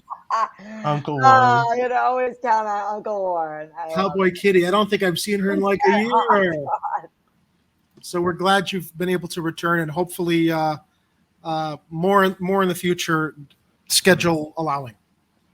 Yeah, absolutely. And I got a little bit of a fire lit under my ass to get on here tonight because I definitely wanted to chat a little bit. Not even that I feel really unprepared for like this entire conversation. Just, if you want to know. Kira, every show we do, we're unprepared. So you're in good company. Don't even feel bad. Kira's the one who's always prepared. She's the standard we were always trying to live up to. So don't feel bad. No, we're not anywhere close to the standard that Kira has set for prepping for a show. If anything, you're in perfect company right now. That's hilarious. I've seen the notes that Kira takes to prep for shows in the past. I'm like, oh my God, I could never freaking do that. But thank God, we at least collaborate on some stuff in the Slack, and then we have our show notes that we try to compile, at least so that we're not flying completely blind. Right. And I'm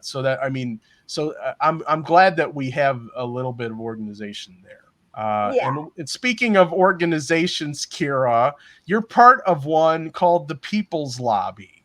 I am. I've been a part of the People's Lobby for 7 years now, I believe, and I've done a lot of like sort of not even like random stuff, just a variety of things with this organization, and we are part of right now, a segment of us. I shouldn't say we as a whole, like we as an organization, but a segment of us are joining up as a part of a larger coalition that is nationwide called Care Over Cost.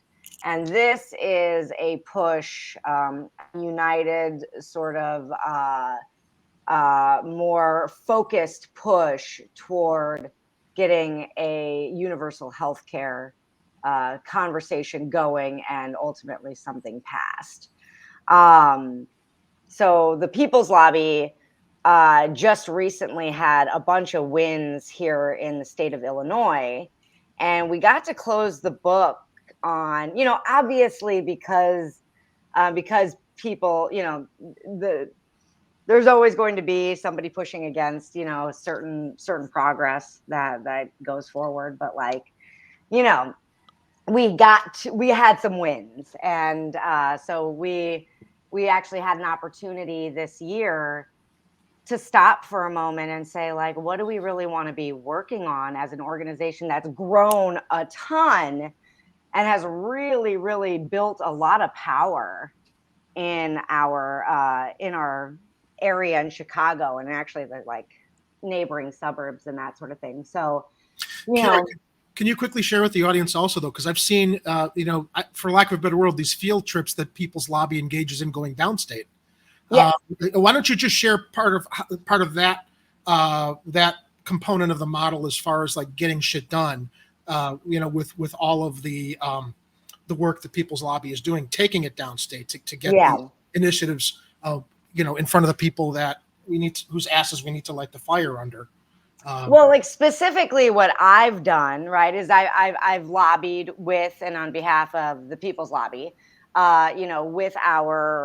with our senators, with our representatives, and specifically with the People's Lobby was for ending cash bail. So the Pretrial Fairness Act was what we were involved in, and that's one of the wins I was alluding to earlier. And so that's huge win, kind of a big deal, And so that was, we did direct actions and all that sort of thing. So you find that the representatives are responsive to have gotten that through. To have gotten that through, it seems that they are responsive when a coalition organizes to put that in front of them. Yes, that's right. That's right. So, and that's now largely what this new thing that I'm starting to get involved with as a representative of the People's Lobby in Chicago, right? Because it's a coalition of people. So we get into a room now and everybody's like, oh, I'm from this organization in this area, now, instead of just all assuming that everybody is in the People's Lobby. So it's just like this expanded. And I think that they said that they're, as far as the reason I came on tonight's show is to talk about an action that's coming up next Wednesday, that Care Over Cost, this broader, coalition is putting on nationwide. And I think that they said that there are, all right, like, do not quote me on this, like 11, maybe 13. Those are the two numbers that are kind of coming back to me.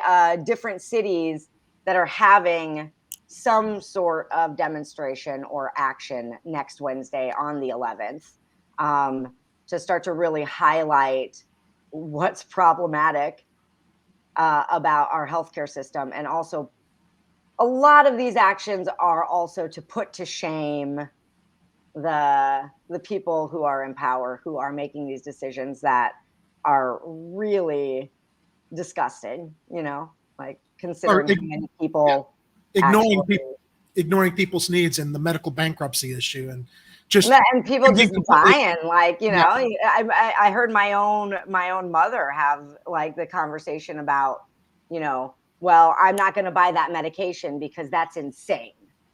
And oblivious. So I'm just going to have to deal. Oblivious in the middle of a pandemic how much at least single payer or Medicare for all is important. I was speaking earlier in the show when we were talking about cost of living and wages and stuff. I've been putting off because I can't afford it. I need to have oral surgery and have a wisdom tooth pulled. That's causing all kinds of pain in my jaw. Everybody's facing something like this. It's like, you shouldn't have to say, like, I can't do this. It's a threat to my health because I can't afford to, because I've got all these other bills I got to pay. Otherwise, I'm going to drown. Yeah. No, I've totally been there. I, owing my best friend like $900 because I had to have an emergency, like wisdom tooth pulled or something. I like how I'm like, or something. That was very specific, and it actually happened. So. Yeah. So anyway, that's what we're doing next Wednesday. And so why I said I had a little bit of a fire lit under my ass because I've been, dropping in on these meetings, and I will be going to the action that there is a RSVP and sign up form for. Oh, good. My music app just opened randomly, so apologies.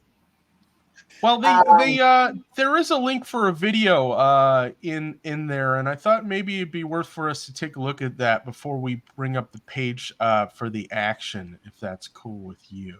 I think that's a great idea. Like I said, I am coming here feeling very unprepared, and I can't even find the chat, so I can't see any of the chat that's going. We're exclusively on Rumble now. We're not on YouTube.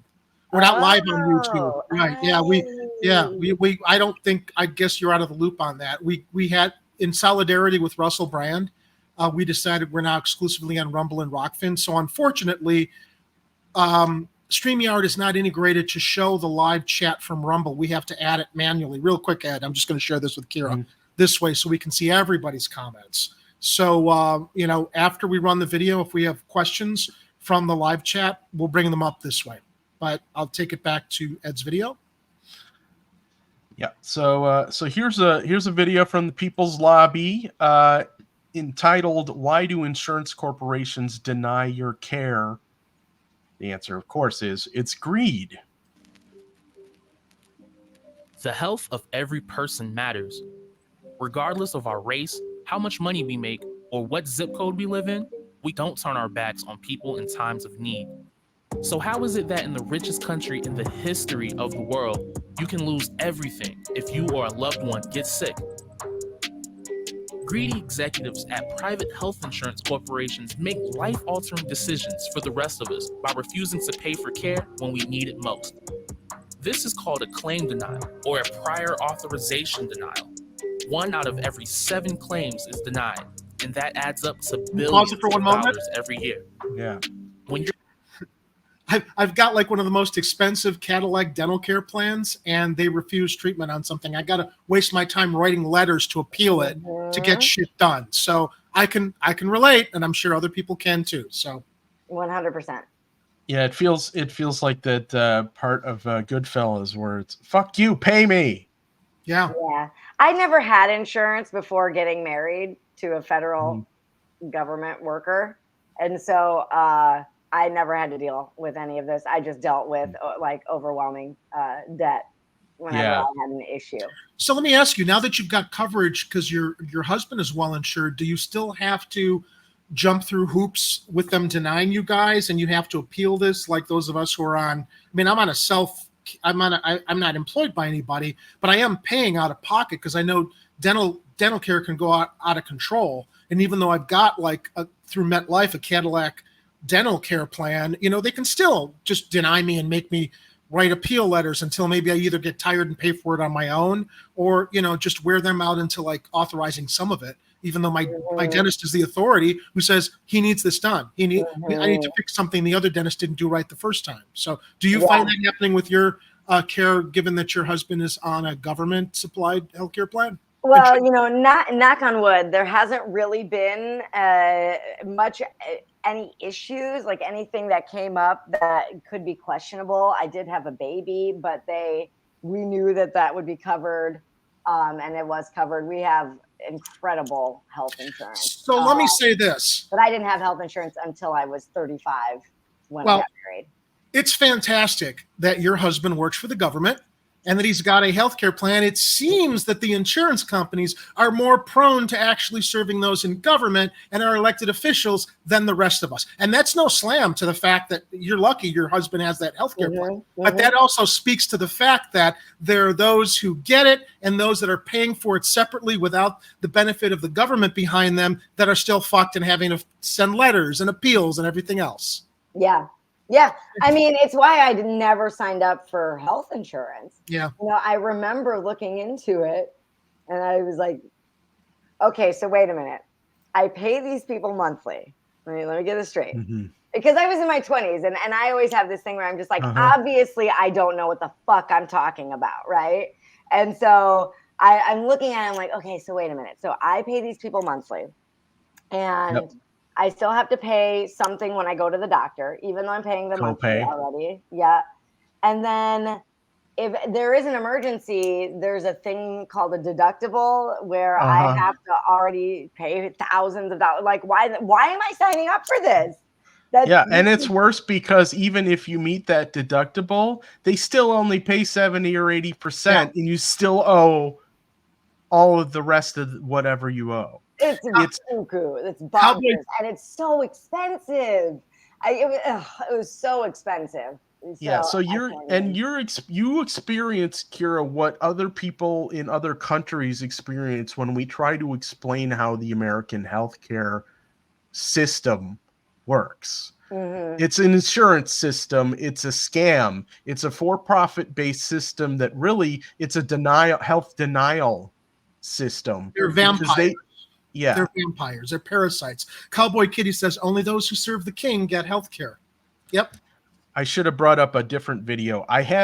There's this video, and I think I've shown it before, or at least parts of it before, where there's this guy who lived in America, but he was living in Japan with his girlfriend and talked about the healthcare system they have in Japan. And that system is also technically a for-profit insurance-based system, but it is not like America's for-profit insurance-based system. They limit the amount of money that the insurance companies in Japan can make for providing healthcare. And people apparently in Japan go to see the doctor all the time because of how cheap it is to get healthcare there. Preventative.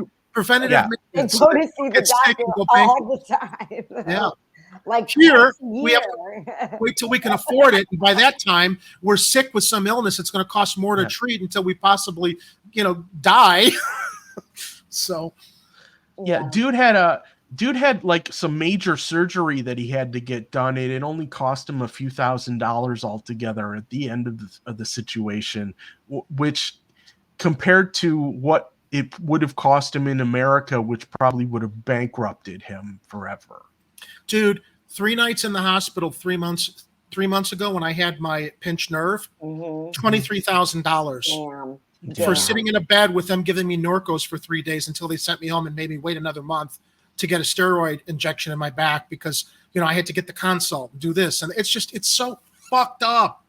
Fucked up. Yeah, it really is. It really is. I mean, it's just another way that we get buried, you know, buried in this debt that like becomes unreal, right? You know, between, I don't know, manageable. between everything, the student debt and then the healthcare debt and then just like the living and the not being able to afford rent debt. I'm just bringing the chat up really quick again. You know, Uncle Warren says insurance is such a scam. Durbin and Duckworth are part of the scam. Kathy Powers says insurance is gambling. Yeah, it kind of is. You're paying basically all insurance is kind of that way. I mean, you got auto insurance, you got home insurance, you got health insurance, and all kinds of insurance. You're paying for the possibility that you might need to actually make a claim on that insurance. In the case of the health industry, they don't want you to make a claim. They want to keep your money. Just take it and keep it. Take it and keep it. Oh, you need some of it back? Well, you've got a deductible, and we're only going to cover 70% of the expense after that. And there was a story that just came out where AI was, you know, doing the like accepting and rejecting claims. Did you guys hear about that? I'm not shocked by that at all. No. When I heard it, I was like, you can't make shit up. You can't make shit up. They don't want to even pay live people to go over the paperwork. Now they're doing with AI, so they don't have to pay anybody, so keep more of the money. I mean, it would cut into their profits. Why would they? Not when you can just automate it. If it has this word in it, you know, nope. Yeah. So, I mean, I could play. Your torches and go!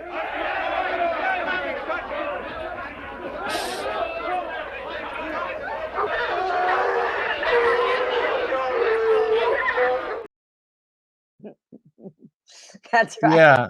So Jerry's been battling with his operating system, and so when he plays that reaction video like that, his microphone gets muted for a couple minutes as he waits for the audio to play back to him on delay. So he's hearing me live. Well, which some people might say that's not a bad thing, is what a lot of people. I was gonna say it's like a sacrifice, right? You're just like, oh, do I really want to play this video because then I'm gonna be muted. Yeah, in a way, he's giving himself a timeout. Yeah, for sure. Yeah, so here it is, the People's Lobby. This is the one that's happening in Chicago. It is Wednesday, October 11th, happening 9:15 a.m. Okay, that's early morning for me, although I'll be at the office by then. This one's at Maggie Daly Park at 337 East Randolph Street. And they have contact info on there. They're from the Action Network. And let me grab that link and paste it into... I don't know if that's going to go out to Rockfin, but let's see. Nope, it won't. I'll just paste it straight into the chats and Rockfin and Rumble there for people who need it. Yeah, and that's where we're starting, right? Yeah. And then from what I made up in my head, so again, when I say like I really feel unprepared, it's mostly because I didn't like double check like what some of my assumptions are just based on the meetings I've been in and stuff. So what I'm imagining is, and you know, my experience with these things is we're meeting at Maggie Daly Park, and then we'll be moving to where our target is. So that is how that's going to look. Okay. I'm sorry. Go ahead, Jerry. Go ahead, Jerry. Well, when you're done with this page, I think it would be cool to like watch the rest of that video. Okay. Yeah. And I believe you can find the other actions that are taking place on the 11th at careovercost.org. Is that correct, Kira? Yeah, probably. Yeah. So if you're in a city and you want to participate in one of the locations outside of Chicago, head over to careovercost.org and see if you can find out where the actions are happening. Yeah, there were a lot of Michiganders in my breakout room today, and someone from Colorado. I was the only one in my breakout room from Illinois, but I know that there were some other People's Lobby people in the main room. So Yeah, so it should be really cool. I'm actually going to, I don't know if I mentioned this already, I'm going to actually be bringing my toddler and my infant to the action. Yeah, that's right. For those who don't know, Kira has 2 kids now, not just the Don't even one. say it out loud. God. So, yeah. So No.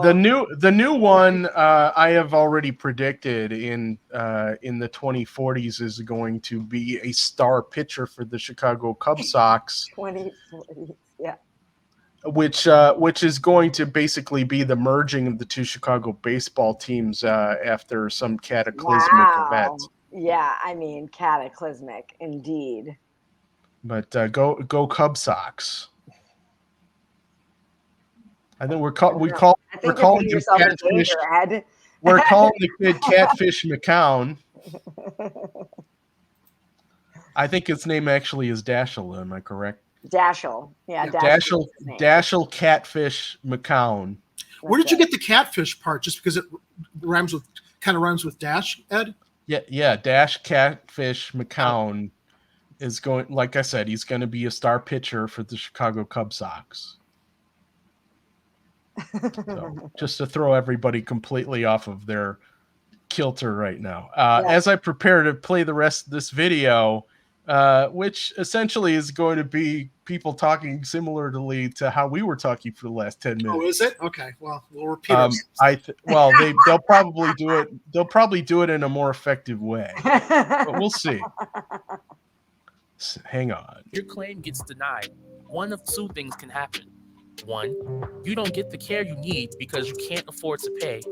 Or 2, you do get the care, but then you get stuck with enormous medical bills that could force you into debt. Yeah, I was always the one that skipped it. I was just like, okay, I guess I don't need it. Appeal after you've been denied, you can go through a time-consuming process that the insurers intentionally make hard to navigate. Yep. So in the end, just over 0.1% of people appeal claims when they are denied.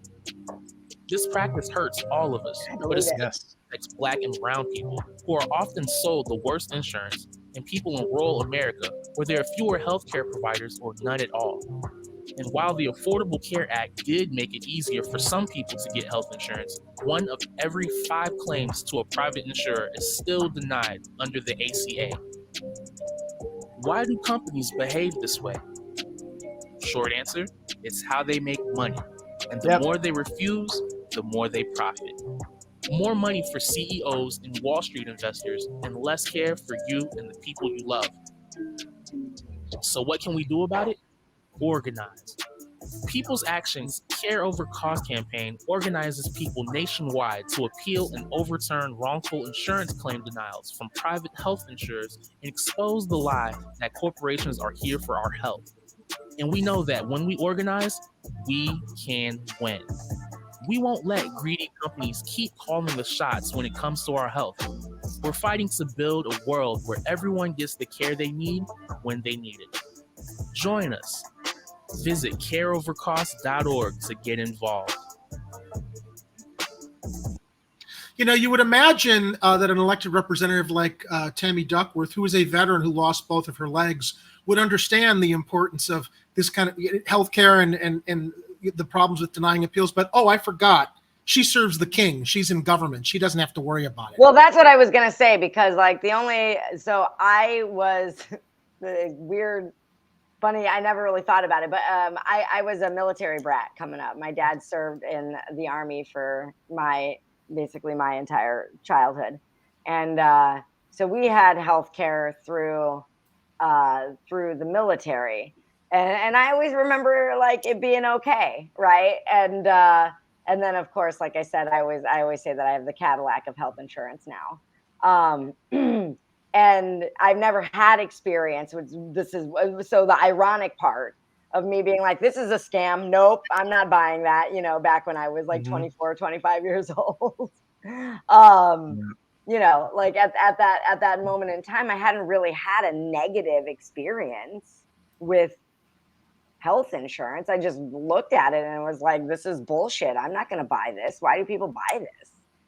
My health insurance woes have more to do with my dental insurance because thankfully or regretfully, I'm on Social Security disability. which enables me to receive Medicare as a disabled American. Mm-hmm. Now, I will say this. My deductibles or what I have to pay are far less than what people have to pay on whether it's Obamacare or any private insurance plan. I'm grateful for that, but it's still a lot of money.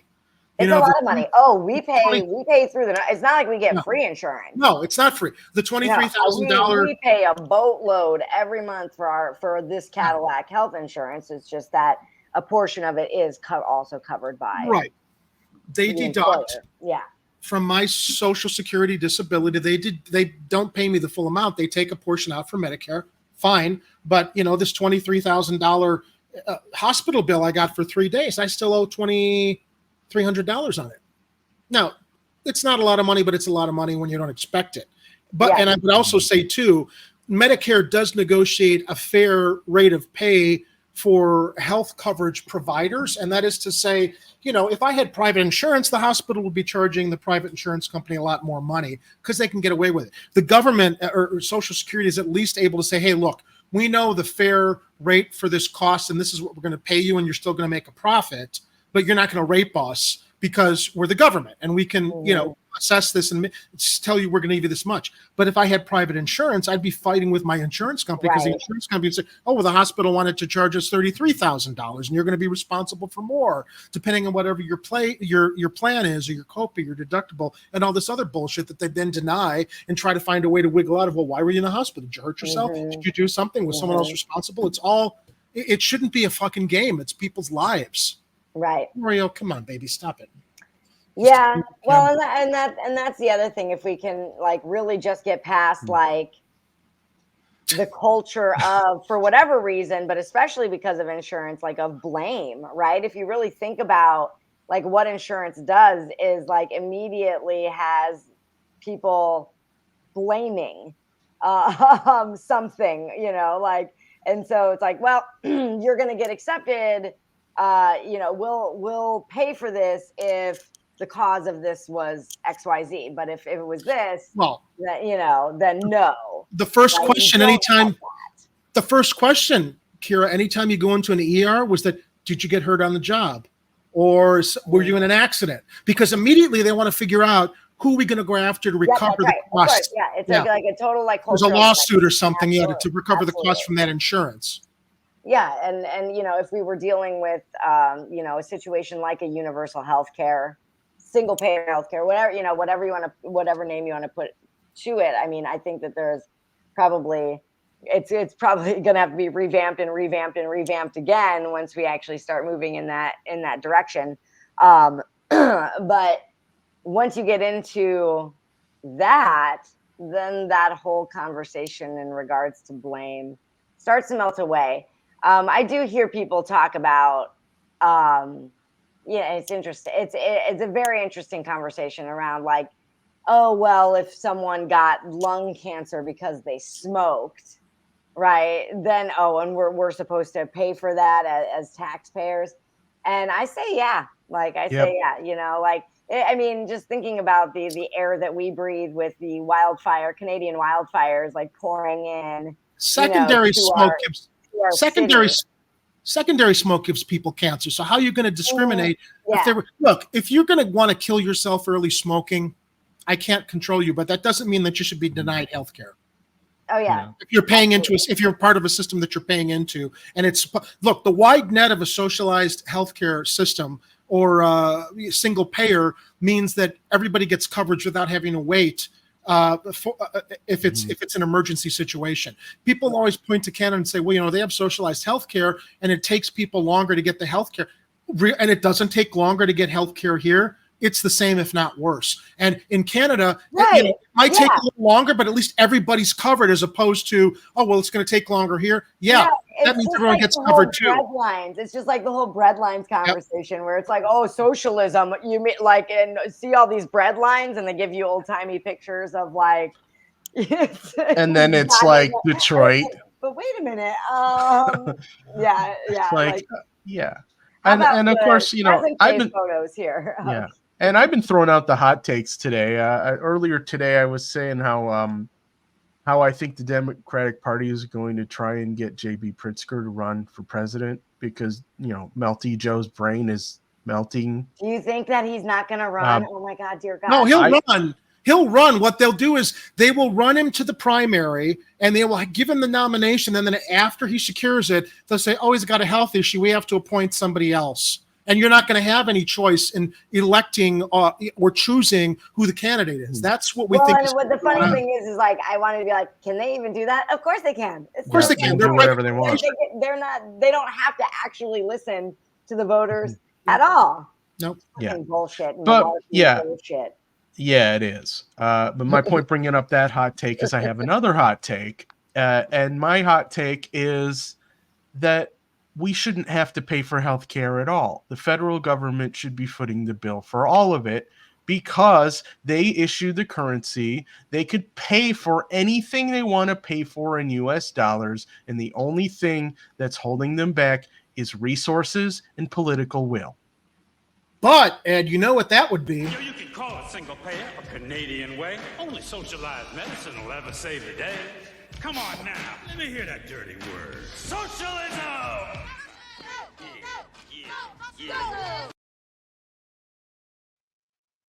Yeah, so Jerry put himself in a timeout to play the Bulworth socialism clip. I forgot now Jerry's in timeout again. No, he's back. That was actually pretty good recovery. You're already back. You're already back. That was fast. I think it'd be funnier if you were in timeout for like 2.5 minutes. Yeah. That'd be amazing.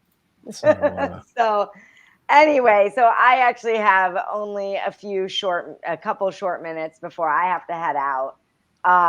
It's Kira's curfew. It is. I start to melt at like 9:35. Yeah, and we can't let that happen. No, she turns back into a pumpkin, and especially in October. I do start to go to bed at 10, so I wanted to I need that half hour thing, and then I'm hanging out with y'all on Saturday, the 14th. Yeah, that's the plan. Oh, one more thing I wanted to mention is that I looked at the calendar, Kira, and I noticed that Halloween falls on a Tuesday night this year. And I'm wondering if you and anyone from your family interested in joining us for a Tuesday night live stream. And a light stream. It could be a light or a light live stream. Well, if we did, okay, so Halloween is a BFD in this area. Like we have to buy like $500 worth of in candy because we run out otherwise. I mean, we get droves and droves. So you get trick-or-treaters. Okay. Of kids here. And then of course we have to go trick-or-treating. I have to dress up like a rainbow. I don't even know how to do that. You do that on the day? Even on a Tuesday? Yeah, we'll do that on the day. I think so. If I'm wrong on that, then I'll let you know because I love dressing up. So I would like to dress up for as many reasons as possible. I don't blame you. It's always fun. It's super. I would also suggest that if you are out trick or treating, maybe and if it happens to be around the time that we're streaming, we'd be happy for you to check in on your mobile device. What if I did like from the field reporting on the trick or treating and just like hounded trick or treating children. So if you're especially if you're in costume. Yeah. Or if your cousin Brownie Bruiser is around and wants to join us on the live stream, that would be cool too. She might be interested. Yeah, I think that I might look into Zentai suits for this. So we didn't know what to do for Halloween, and there's so much pressure to like have like a really funny or awesome, like cool, neat costume, whatever. And so we just said to Ari, like, what do you want to be for Halloween? And she said, I want to be a unicorn. And we're like, oh, okay. Well, what should mommy be for Halloween? She's like, a rainbow. Well, then I guess you're a rainbow. I know. That's why I said I had to dress up like a rainbow. And then we were like, what is daddy? And she said, a slice of pizza. That's Ed's costume. No, that's fine. Hilarious. He can be pizza. Yeah. Okay, and then the new one, Stormcloud maybe pot of gold at the end of the rainbow. Oh, pot of gold would be really cool. Ari said a pumpkin, but maybe we can do a pumpkin with like a little gold in the top. Or the leprechaun. I am the I'm leprechaun. the leprechaun. And the flashlight here.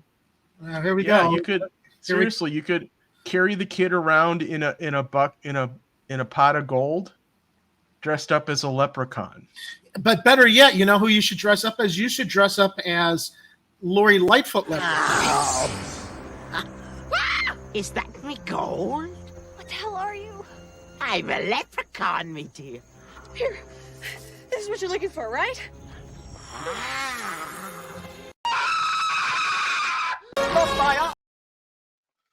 I don't know. That's kind of terrifying there, Jerry. That might scare all the kids, you know. Yeah, I think we want to keep it light, okay, folks? Yes. Not Lightfoot, but ching. All right. Yeah, so I'm gonna head out. thank you, Kara, for joining us. Thank you for having me. Thank you for letting me jump on like this. This is probably what my presence on the show is gonna look like for a while. So, we figured. Like I have 30 minutes. I'll get on. So I've started. Never mind. I'm not even going to get into it right now. I'm going to get going. All right. I love you guys. And thank you, everybody. And yeah, check out the care over cost. And we'll see you all there. Okie doke. Thanks for joining. Bye-bye. careovercost.org for more information on the event happening near you. Thank you, Kira McCown, for joining us this evening. I hope she'll join us again soon. So Kathy's been sharing in the live chat that she's been seeing Lori Lightfoot in a closed hookah lounge. Is that a private hookah lounge that we peasants are not allowed to frequent? I'm not sure because Kathy's mentioned this twice now. And I didn't even realize that Lightfoot's back in Chicago. I thought she was in that cushy Harvard gig teaching people how to deal with public relations while you're in government, as if, she has any business teaching that, another example of failing upwards. Yeah, I saw Kathy. I've seen you mention that before, and you had a picture you posted that actually had her inside that hookah lounge, a real photo. Oh, I didn't see. My question is, are you seeing her regularly in that place? Do you pass by that place a lot, and you see her in there on more than one occasion? And if so, what kind of private club shenanigans are going on in that place? All right. So we talked about the People's Action thing happening on the 11th. And Kira was kind enough to join us and talk about that. And where did we leave off? Oh, we were talking about Dorval Carter sucking and him needing to be fired from the CTA. That's what it was. So, again, we were looking at the Logan Square stop where Bebo the Rat Czar, who is now calling himself Bebo the Chicago Bat Czar because of its October Halloween month, was asking if we could fire Dorval Carter because he's making $300,000 a year. He never takes public transportation, and service on the public transit has never been worse than it is today. So I was looking at that thread and scrolling down. He continues, 12 minutes till the next train. Maybe 1 out of 4 of us will be lucky enough to cram on to. Apparently they're so delayed that people are jamming these trains and people are still having to wait for the next one to come by because they can't fit into the one that gets there. This is a problem that they don't need to be having right now. I don't know what's going on here. I mean, they did a massive drive to hire bus drivers. Remember that, Jerry? And I don't know if they're having the same issue with CTA train conductors. But I'm just curious. I seem to always recall that they're always trying to recruit for all kinds of jobs in CTA and RTA. It always seems like they're looking for more people to work for them. So, I mean, it seems that they pay well. So I don't know why they've got such a shortage of applicants. Yeah. So Bebo continues, just watched nearly 100 people walk off of the platform, presumably to pay Uber or Lyft because we don't all drive to work, Dorval. It's expensive to take a Lyft or an Uber. Oh, as Bebo continues, I just checked, and to Uber to my work would cost me $70 right now. Dude, it's expensive to take CTA anyway, or RTA. I mean, so it's bad enough, but yeah, when you have to like on one day because they don't show up. I'm sorry, I've got Oreo all over me. When they don't show up, that you have to then pivot to get to work and spend $70 to $100. It's insane. Yeah, you said. I mean, look, when I first moved to the city, and that was about 20 years ago, 21 years ago. Yeah, 20 years ago. That's right. Playboy hired me in 2002. I moved to Chicago in 2003. And then I was taking public transit to get to Lakeshore Drive. That's where the corporate office used to be for Playboy. Some of you don't remember. I used to retouch photos for them. Yeah, I know. Cool job. Oh, what a horrible job you had, Ed. Yeah, it's one of the best jobs I've ever had. I'm sure it was. But beside the point, I was taking public transportation every day. I was taking a bus to the Red Line, to another bus, and then I had to walk a couple blocks to the office. And then it was a reverse going home. And while it took a little while, it was longer than if somebody was driving into a parking space or a parking garage. It wasn't too bad. It was generally reliable service. Occasionally you'd have backups like any transit system's going to have, but it was something you could say, look, I'll pay the monthly fee for the CTA service, and which gets me onto the buses and trains, and it'll be worth it to me to spend the $100 and whatever a month for that because it was cheaper than driving. And it was reliable and it worked. And I mean, yeah, you had complaints, and yeah, certain buses and trains would still get jammed from time to time during rush hours, and that was the thing you dealt with. But most people were able to get to back and forth in their commute to their jobs. Today, this is ridiculous. This is out of control. It doesn't need to be happening. So that's why someone created a Twitter account asking if Dorval Carter's been fired yet, and updating it every day. I thought that was you. That's not me. That's not me doing that. Because somebody else created that account. I just found it. I'm like, yes, let's check that. Someone beat you to it. Someone beat me to that. So Bebo continues. Forest Park bound train was down to 6 minutes away and now disappeared from the tracker. Next one in 14 minutes. And he's wondering if it was fake and all that stuff. I went and did a little research because the CTA actually has automated updates that they post on their own little Twitter account to see what the hell's going on with that. And I think I replied to this one. Was it this one I replied to? Yes. There's me, RDD Pizza, over on Twitter. Follow me if you want. Not very few people do. CTA service diddly ucks. That's me doing my Ned Flanders. And Dorval needs to go. And apparently it's still way too easy for people to end up down where the tracks are. So there was a service disruption, they reported, because there was an unauthorized person on the tracks. Ooh. We all know just how painful that can be. Yes. Well, Jerry knows.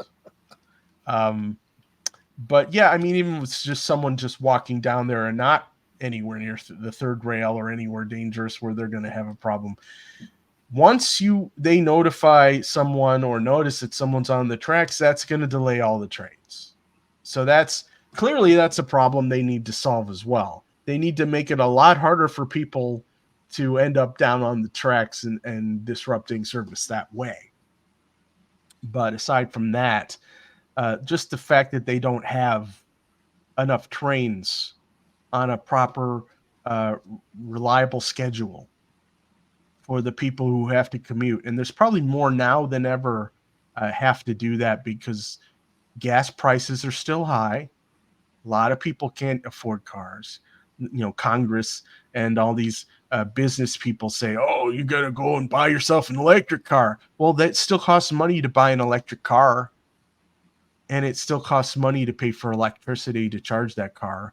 And who knows what kind of infrastructure is in place right now for charging them potentially at the place where you work, or it's a whole new bag of worms, can of worms. Yeah, it's a whole new can of worms for society to be dealing with electric cars in the United States. They haven't figured it out yet. They're still figuring out the gas stuff in this country. It was the late 70s they started phasing out leaded gasoline because it was causing serial murderers, according to one graph I found on the internet. Oh, yeah. It was causing. How was leaded gasoline? It was probably causation, possibly being a correlation there, or whatever the hell the phrase is, that they started noting a pattern that went with more people driving leaded gas cars, that people were getting poisoned in their brains with all the lead was in the atmosphere, and it was making people stupid and violent. I'd never heard that. Interesting. And so more news stories existed during the years of leaded gasoline regarding serial killers than ever before. And when they started phasing it out, those stories started going away. I don't know if there's correlation there. I don't think there's any correlation, because the amount of violence that we see in society today has actually been on the increase, whether it's like leaded or non-leaded gas. But all right, maybe they thought they were onto something back then. Yeah. And then I would add that, there is still lead in the water in a lot of cities, so maybe that's picking up the slack there. Anyway, I digress. So this is our why the hell haven't they fired Dorval Carter segment, and I thank you for joining us for that. What the hell else did I have in the show notes today? RayLo. Oh, yes. No, there was something there before we get to RayLo. There was something that broke today that I thought was interesting. Kathy also mentioned, and that is Mayor Johnson signed an executive order to establish the first chief homelessness officer for the city of Chicago to support our unhoused. I thought that was great. I'm curious to see where that goes, how that is managed, how that is delegated. But we've mentioned in the past how much somebody needs to be committed to that problem specifically. Interesting that it's coming on the heels of people asking, if we have money and resources for migrants, what about the homeless? Maybe this is the first step in that direction. I don't know. Maybe it is. But getting to RayLo, who I commented on his Twitter feed today from the Chicago Corner account. So maybe we can bring that up after you cover this new development of him running for another office to collect money and then drop out and probably keep all the campaign funds like he did when he ran for mayor. This guy ran for mayor, dropped out, has something to say about everything Johnson does. And I'm like, hey, motherfucker, then why didn't you stay in the race if you thought you could do better? Because he thought Palos Paul was going to win and basically serve the agenda that he expected to be served, is my speculation. I was going to wait for you to throw that in after I started reading the story, but that's cool. Alderman Ray Lopez running for Congress against Representative Jesus Chuy Garcia. Ray Lopez, representing the 15th Ward on the Chicago City Council, plans to challenge U.S. Rep. Jesus Chuy the Stash Garcia. Hold on. This is so performative. No, I gotta. Yeah. This has to come up on the screen really briefly here. Chuy the Stash. Okay. So, back to RayLo. What was this? Oh, yes. Alderman Ray Lopez, one of the police union's staunchest city council supporters on Tuesday declared his candidacy for Congress against progressive leader U.S. Representative Jesus Chuy the Stash Garcia. That sets the stage for a showdown in the March primary election between opposite sides of the political spectrum within the Democratic Party. Yeah, these guys got to stop pretending that they're actually Democrats. I mean, Jesus Chuy Garcia for a little while might have been considered a little bit progressive, but not now. But RayLo, he's totally conservative, Republican, authoritarian bootlicker guy. I mean, this guy. It's the only reason he's a Democrat in Chicago is because he probably couldn't get elected any other way. Well, he couldn't run as a Republican because Republicans. Yeah. Well, this used to be a big, look, this is still a big union town, and a middle class workers town. It used to be until corporate interests took over. So that's why it's always been more Democrat, because people assume Democrats allied themselves with the working class, and of course we know now that they don't. Yeah, thank you for saying assumed. Oh my God. Where was I with this? Oh, like Garcia, Lopez ran for mayor. Unlike Garcia, he dropped out and backed the wrong horse by endorsing Paul Vallis. Garcia finished fourth behind Brandon Johnson. Vallis and incumbent Mayor Lori Lightfoot. Vallis lost the mayoral runoff to Johnson after Garcia endorsed Johnson, reuniting Chicago's fractured family of progressives. Without Johnson's support, my tongue is tying here. Without Johnson's support, Lopez faces an uphill battle in one of two Illinois districts drawn to elect a Hispanic candidate to Congress. The district includes parts of 13 Chicago wards as well as portions of 30 suburbs.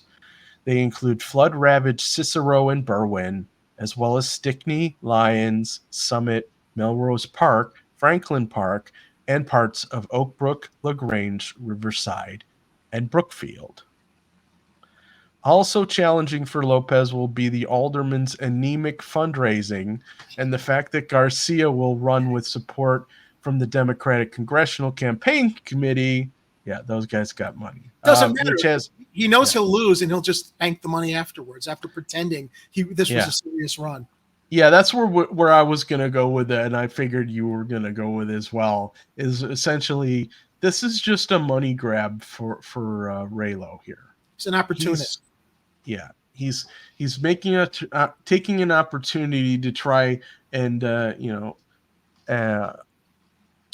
he's taking advantage of the crisis. Yeah, the crisis or the problems in Congress with the fact that nothing's getting done and people are mad. The crisis, as it also relates to the migrants being dropped in Chicago. I think that's what triggered this. Oh, here's an opportunity. We're not getting help from the federal government, and Garcia is in Congress, so I'm gonna challenge him, and make it like he's not doing his job, raise a lot of money, and then drop out at the last minute because I know I have no fucking chance in the world of winning. But hey, that fills my campaign chest for however he wants to use it. Maybe jumping into more wheelbarrows of shit, although I know you claim that it's oatmeal. I think it's a fetish otherwise, but. Well, oatmeal starts out as oatmeal, but it ends up, I found I'm sorry. When you're ready, I found our comment on Twitter. So. Oh, okay. That could help Garcia, who has his own history of lackluster fundraising. What they're saying is because Lopez will be challenging Chuy, it's going to stick a bug up the ass of the congressional people who want to keep Chuy in power and give him additional funding. So maybe he's doing Chuy a favor. I don't know if that he'd really be doing it out front. It's not an intended favor. I don't think there's any love between Garcia and Lopez, but yeah. So Yeah. So could return the favor endorsements from Johnson and his political patrons, the Chicago Teachers Union, Service Employees International Union, and its affiliates. So they're saying that RayLo running is going to spark all of Chewy's supporters to be active again. So let me take RayLo meal off the screen really quick here. Maybe not so quick. All right. Having a little bit of a delay in my button pressing here, but I'm hoping my stream is coming through good. Otherwise, my video seems smooth. I feel your pain. Yeah, that's Okay. It's smooth now. Okay, But cool. I'm getting delays here, not from your end. Well, we're both a little bit choppy, it looks like, but it could be our internet connections. I think the longer we're on with whatever browser we're in, that video stream just starts challenging the processing speed of our computers. So. Yeah, it does seem to get a little more complicated as we move forward here. Against the backdrop, Lopez 45 was asked. I'm older than Lopez. Damn. Me too. Was asked why he believes he stands a chance against the 67-year-old Garcia. He doesn't. Yeah. But let's hear what he thinks. He responded that Johnson's influence, quote, stops at the city's border, and that the race, quote, needs a moderate leader to match the moderate views of 4th Congressional District voters. The moderate who's on Fox News all the time. I guess I probably should work on a RayLo impression. I'm not really. I got to listen to him and see. Well, Ed, he has a very nasally voice. I spoke with him. I spoke with him at the petition drop-off, and he's very, very tight in his speaking. And he's very, very nuanced. He's very, very what's the word? He tends to pause a lot before he says something because he wants to make sure everything that he says is correct. He doesn't want to make any kind of a gaffe. That's kind of his. That's not bad. Let me give it a go in this next paragraph and see where I can.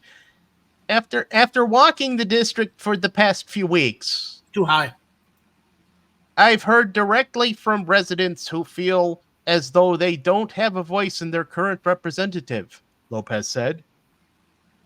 They feel that the politics has gotten too extreme, that Democrats have left out in the cold or marginalized because they're not taking some of the more extreme positions that we've seen come out of the socialist and super progressive movements over the last few years. Socialism! He's he claims he's a moderate. Is that why he spends all his time on Fox News? He's an extreme conservative masquerading as a moderate because he knows he can't come out of the closet as an extreme conservative. No pun intended, given his sexual orientation. But anyway, not that it matters. It doesn't. But it's like, hey, if you're able to come out of the closet about your sexuality, be as open about the fact you are a extreme conservative. Stop masquerading as a moderate or as a Democrat. Own it. Own what you are as you did with your sexuality, and that's fine.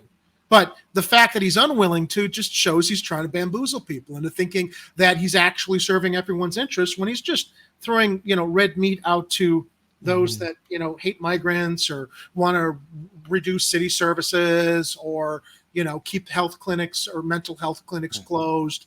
This guy just watches out for himself. And it couldn't be any more apparent that when he ran for mayor, assumed Palos Paul was going to win, took his money and ran, and now it's like, oh, well, here's the opportunity to take advantage of with Garcia. Oh, he's often the things he says are very hypocritical. He'll talk about one thing, but then he'll have a completely opposite stance on a different thing that it's related to what he's talking about. For example, this district encompasses the southwest side of Chicago, but many of the southwest suburbs all the way into DuPage who still believe in law enforcement, who believe in accountability and personal responsibility. There's a perfect transition here when you're done with this with my Twitter thing. Who believe in working toward the middle to find solutions for real problems. And they haven't seen that from their congressman, he said. So we got... Meanwhile, on State Street, did you see this in social media, Ed? Oh, the car doing donuts in front of the Chicago Theater. So What he says is, don't blame Chicago police after demanding no vehicle pursuit policies for Chicago. The criminality and the stupid gladly dance under the safe space spotlight the political left and left of left have created. And what this was some car doing donuts in front of the Chicago Theater, as reported by ABC7. A car was seen doing donuts near State and Lake Streets downtown on Monday night with police cars nearby. I can't tell you how many times I'm down on State Street and there's literally a cop on every other fucking corner. Yeah. Okay. And what I said to him on behalf of Chicago Corner was, it wouldn't be a vehicle pursuit. There are cops on literally every corner of State Street that stood down so that every Johnson hater could whine, it's what we voted for. You dropped out of the race. Now all you do is pander to raise money for other campaigns you'll drop out of. Psst, well said. Yeah, and to that point, not just cops on every corner, but that part of downtown, in fact, I think most of downtown has cameras everywhere, and the cops have access to all of them. Every time I go down there, right in front of the Chicago Theater, either there's a median in the middle of the street, or I've always seen 2 or 3 cop cars parked in between lanes in front of the Chicago Theater. Now you're going to tell me, oh, this is not a pursuit.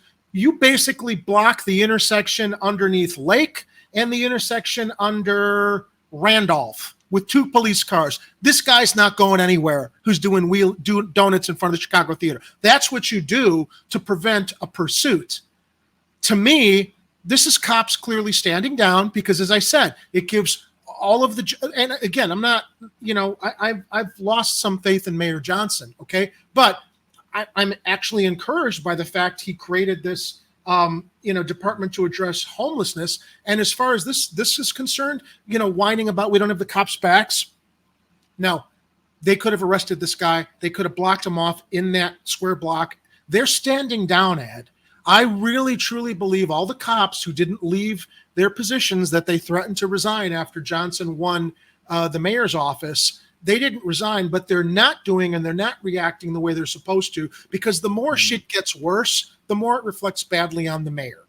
Okay. I'm saying, I am speculating this is a concerted effort by the Fraternal Order of Police leaning CPD members to not do what they're supposed to do so that shit gets worse and it reflects badly on the mayor. I don't put it past him at all. And to that end, I'm curious what's going to happen now that Larry Snelling is installed as the top cop in the city. But continuing with the Ray Lopez story for a moment, the People's Fabric on Twitter started a poll. And the poll asks, will Ray Lopez drop out early after fundraising again or take the L? Take the loss. So far, 74 people have voted. There's 12 hours left in this poll, and 63.5% have said that they think he's going to drop out. So my opinion was ahead of the curve.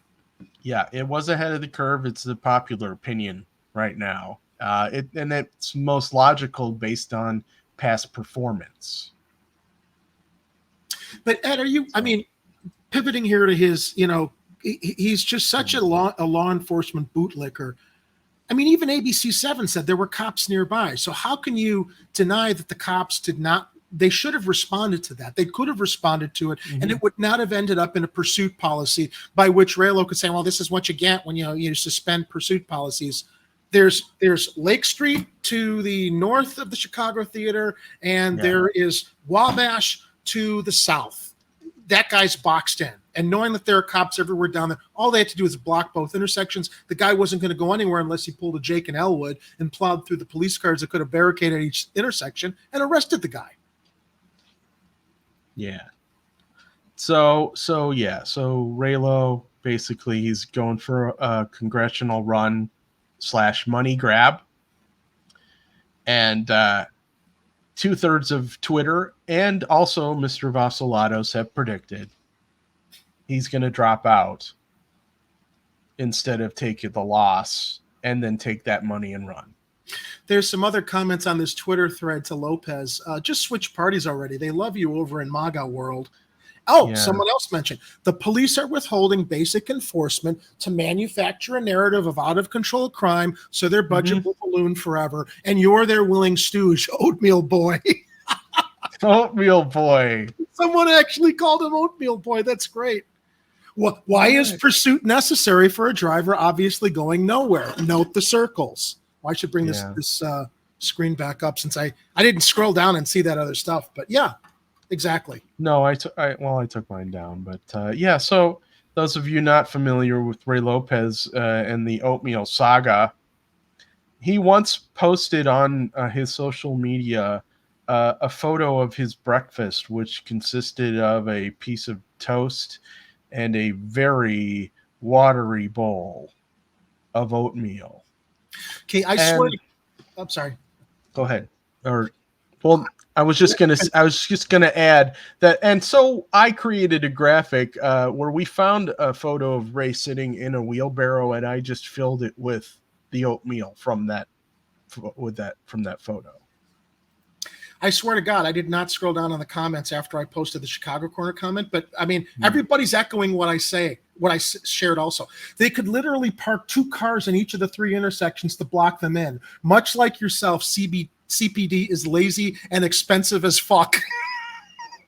Because Chicago taxpayers, as this guy shares, Chicago taxpayers spent $280 million to resolve police misconduct lawsuits from 2019 to 2023. Congrats on giving the driver what he wanted, attention. Doesn't look like there was a chase, not even a police request to stop, just nothing. Hey, is this a pursuit? Because that's what you do. So it's not just us. It's not just me and Jerry calling out this garbage. There's a clear lack of reform in the way that cops do stuff. And they are extremely resistant to change. And so we don't know what we're going to see going forward with the new top cop, Larry Snelling. But all we ever call for is accountability and responsibility, and to make sure that they stand up to the standards that they should be held to as representatives of government and law enforcement. And I have no reason to doubt what ABC7 reported, that there were police cars nearby. So for Lopez to ignore that, so he can take an opportunity to take shots that this is the left wanting crime and this kind of shit to happen is just, it's so transparently cynical what he's doing here, and very, very reflective of what his MO is in everything that he shares on social media to benefit an opportunity for himself, his narrative, or enriching himself. And we don't know if this person was ever apprehended for doing this or fined or anything. I don't think they were. No, I mean, we don't even know. We probably don't even know who it is. No. Now, keep in mind, ABC7 is across the street from the Chicago Theater, and I think that's how they got this footage, from just being upstairs looking down. We also don't know if someone's shooting a film. They like to shoot movies and television in this city. No, that's nobody shooting a film at. I can tell you right off the bat. You don't think so? No. I mean, aside from the person who actually posted this. No. Do you know what permits you'd have to get to do this? You'd have permits. You'd see the film crew out there, and ABC7 would see that also. So no, let's stop making excuses for that. Okay. It's not what this was. I'm not making excuses. Okay. I'm just thinking, I'm like, and what if, Jerry, what if there was a cop inside that car? What if it was a cop doing this stunt? What ABC7 is reporting is what they saw. Wasn't a film crew. There were cops down there. They stood down. They didn't do anything. It allows every extreme conservative political stooge in this city to dress it up as if this is what we voted for, when it's the cops actually not doing their jobs. Yeah, which of course is the laziest type of response on social media, right? Yes. Anyway, so there it is. That wraps up RayLo in a nice little oatmeal soaked bow. I don't know why the hell I said that. But thanks again for joining us on Chicago Corner. Actually, I hear Uncle Warren's doing a show in about an hour. So I might tune into that. That'll be good. Thanks for supporting us when you are able to support us. We have Patreon supporters, and we appreciate them very much. If you'd like to support this program on a monthly basis, you can at patreon.com/Chicago Corner. If you donate at least $5 a month, you have the unique opportunity, if you want to be a guest on our program once a month. Have that opportunity, and we coordinate that with you. Dominic reports we've got 25 viewers on Rumble right now. Cool. That's more than I ever think we saw on YouTube while we were live streaming. I mean, usually I think the most amount of people we'd see here in StreamYard from YouTube during a live stream at a time was maybe 12 people. Yeah. 12, 15 at a time. So we're up, which is great. I've seen 20 in the YouTube stream on a rare occasion back on our old YouTube days. Yeah. Way back when the YouTubes used to be YouTube and not them tubes. By the way, none of our Rumble videos have syndicated over to YouTube or vice versa, even though I got to check in with Rumble what's going on so we can populate both platforms. Yeah, there's a little bit of delay of getting our old videos over to Rumble, but hopefully they'll be there soon. In the meantime, we got 4 in the can now, three or 4 shows in the can here on Rumble. Yep. If you're not watching us on Rumble, I think you guys are probably watching us on the Facebook or Rockfin. Rockfin too. But if you're so inclined to tip us anywhere, do it on Rumble, because we don't have to deal with the nonsense of Rockfin crypto and wallets and waiting to reach $100 threshold before they can convert our crypto into something that's comes into our accounts to manage our expenses here. So again, only if you're so inclined, or get something out of it by buying something from our merch store that you actually can physically have as a bonus for yourself, as Ed's about to go into now. Yeah, so just really quick, on our screen, I'm asking people, if you're not already, sign up on Rumble. Go to rumble.com, sign up for a free account, follow Chicago Corner TV on there, hit like on all our videos, and tune in and stuff when we're live, and let everybody else know. Follow us over there too, because we're not streaming on YouTube anymore. So you want to watch us live, you got to watch us on Rumble, Rockfin, Facebook, or I think Jerry's LinkedIn right now. I think those are the places where we're live. And Chicago Corner does have a page on LinkedIn, so we're streaming there as well. Go like and follow us on LinkedIn also under our Chicago Corner page. So as Jerry mentioned, we've got merch, and you can buy merch by either going to chicagocornertv.com and either typing /shop at the end of the address, or scrolling down and finding the link to our brand new store on Fourth Wall, which is this link here. And you will find amazing products such as our classic Chicago Corner mug, our all new Oreo the Stream Cat mug. You see he's on his own mug. I'm sure he's happy about that. Have you ever gotten the mug and then poured water in it and let him drink from his own mug yet, Jerry? No, I haven't. But we'll have to do that next time we order some merch. Or I can see if maybe they have pet dishes that we can put and I can order him a little a water dish with his image on it. I'll bet they do. I'll bet they have those. I'll see if I can order one for myself. But you know what, everybody, honestly, we put a bit of effort into creating our merch store and creating some of this fun stuff. I don't think we've had one sale yet.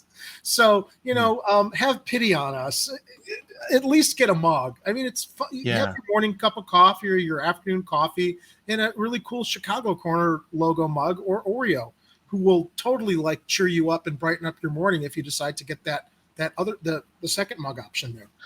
Yeah, and I'll have to, at some point, I'll get super motivated and I'll crank out a whole bunch of new designs to throw into the shop. But until then, check out the ones we got in there right now. They're pretty cool. We got Laser Eye Doppelganger Jerry, who's on a pint glass. And on the other side is a Laser Eye Oreo. I should click over to that so people can see that. Do we want to tell the story do we want to quickly explain what that's all about? I could probably do the Cliffs Notes version of that, but just really quick, I wanted to get the Oreo, Laser Eye Oreo up on the screen there. apparently we had a person formerly affiliated with Chicago Corner who was not feeling very happy about the fact that that we are now a worker co-op and no longer associated with him. He thinks we stole the channel from him. Even though we paid for it. We paid for it. So we stole something we paid for. So long story short, they offered it to us. They wanted to sell us the channel with the work we've been doing for two years. It was just all pretty laughable. So so long story short, someone, we assume it was that person, came into the live chat with a laser eye Jerry avatar icon, claiming they were me. Claims, claiming they were you, and then making those claims. So Jerry, as Jerry is fond of parodying himself as well as making fun of others who are trying to get the best of him, we put the Jerry's version of the laser eye Jerry doppelganger onto a pint glass, which you can now get for yourself for the low price of $25 plus shipping and handling. And double down by adding my Streamcat minion Oreo on the backside with the same laser eyes. Yeah, so we got Oreos on the other side of that, which we got here. You can see them. Okay. All right, so I'm backing up the truck here to the item page here. You can see I designed an all-new Streamcats Oreo style shirt available in light and dark colored garments that looks very similar to a logo of a popular beer. And I'm hearing feedback for some reason. It is also available on pint glasses. It's very cool. And also, we occasionally get our stream taken over by people from outer space. One of them is, he's actually become kind of an acquaintance of ours named Chuck.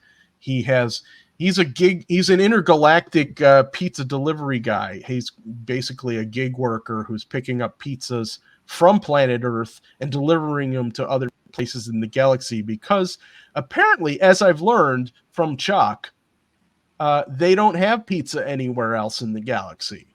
Earth is it. We originated pizza. They like the pizza that we make on this planet. And so Chuck has a really cool gig where he delivers it to other places in the galaxy. And so now you have one of Chuck's t-shirts, Chuck's Intergalactic Pizza Delivery, featuring the finest pizzas from planet Earth. As featured, as seen on Chicago Corner, and I'll zoom in a little bit on that. See how cool that is. You got Chuck's little face on there as well. And of course, it has the finest pizzas from planet Earth on there as well, which of course, in my opinion, the finest pizzas from planet Earth are from Chicago. So that shirt's available not only in the US, but I made a special one available with products that can be produced in Europe and the UK for our friends watching us over there.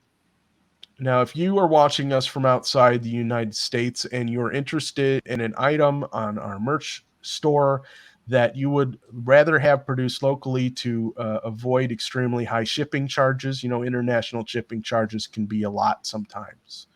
Let us know which design you're interested in, and we'll hook you up. We'll set up an item in the shop, and we'll let you know when it's ready, and you can order from there. So thank you very much for indulging us, promoting our merch here on Chicago Corner. We know that you have a choice in live streams, and we thank you for flying Air Chicago Corner. And let's jump back into the live chat really quick to see what people are saying about us. Oh, we got Cowboy Kitty is in Arizona. Okay, I think they'll ship T-shirts to Arizona. It looks like Kathy tipped us on Patreon. I don't have the Patreon page open, Kathy, but thank you. Thanks, Kathy. By the way, the other thing about the merch store, which I didn't realize until we set the thing up, is that not only can you buy merch there, you can tip us there too. If you look at the item page, and I think if you scroll all the way to the bottom, it gives you the option to donate to Chicago Corner on Fourth Wall. Let me show you. Whoops. This is, I have to tell the audience, this is the part of the show that I hate. Oh, and we have to do it. I just hate begging for money. Yeah. Look, we appreciate people who donate to us because it helps us fund all the stuff that it costs to do this live stream. And we know that without you guys, we won't be lasting very long on the internet, but we need your support. And so we have to do these types of things. This, I kind of feel like we're doing the pledge drive on NPR radio a little bit. That's how I always feel when this comes up. And I'm just like, let's just get it over quickly, because I hate feeling like we're so desperate for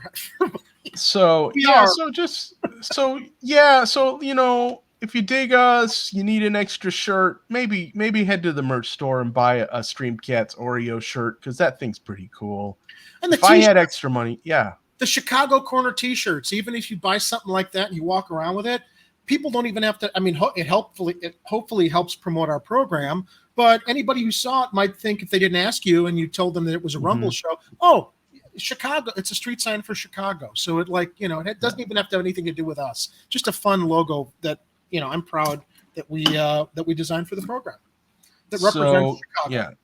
So Cowboy Kitty asks, how do you donate on here? Well, I'm looking at the desktop version of the Rumble, and there's a little $sign in the chat on the bottom left.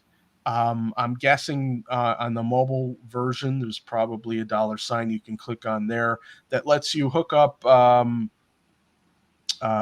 credit card or a debit card so that you can send us a payment to Rumble, which they call Rumble Rants. But like I said, if you can't do that, we're happy to have you as a Patreon supporter, or head over to the merch shop and you can tip us there as well. Thank you to everybody who is supporting this channel. And I'm turning off the chat really quick because I want to highlight the fact that Oreo is on the screen and we're going to feature him. Hold on a second. Not me, him. Hold on. Move that over. There we go. So now we're featuring the star of the show at the end of the show so that you guys will slog through the whole show waiting for Oreo to get on the screen, because he knows he's the star. See his ears just perk up. He knows we're talking about him. He does. All right, take my big mug off. Yeah. Okay. So we're back to the two-man show here.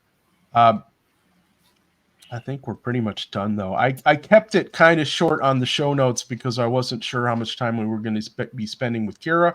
But also, we had some stories that were worth spending a little extra time talking about. So I think we had a pretty good show today. And I want to thank everybody for joining us on the Taco Tuesday. Tune in again on Pizza Friday for when Jerry is flying the stream ship. Hopefully not too close to the sun, or we have time travel problems. Would that be a problem? Time travel? I don't know. I guess it depends on what time you end up in after that trip. What time you want to go to change where we are now. Because I would think, if I knew I was going to be doing that, I would be gathering up a huge list of winning lottery numbers. So let's play a game here now. So if you had the power of time travel, what would you? You can choose one thing to go back to and change. What would you do? That's a good question.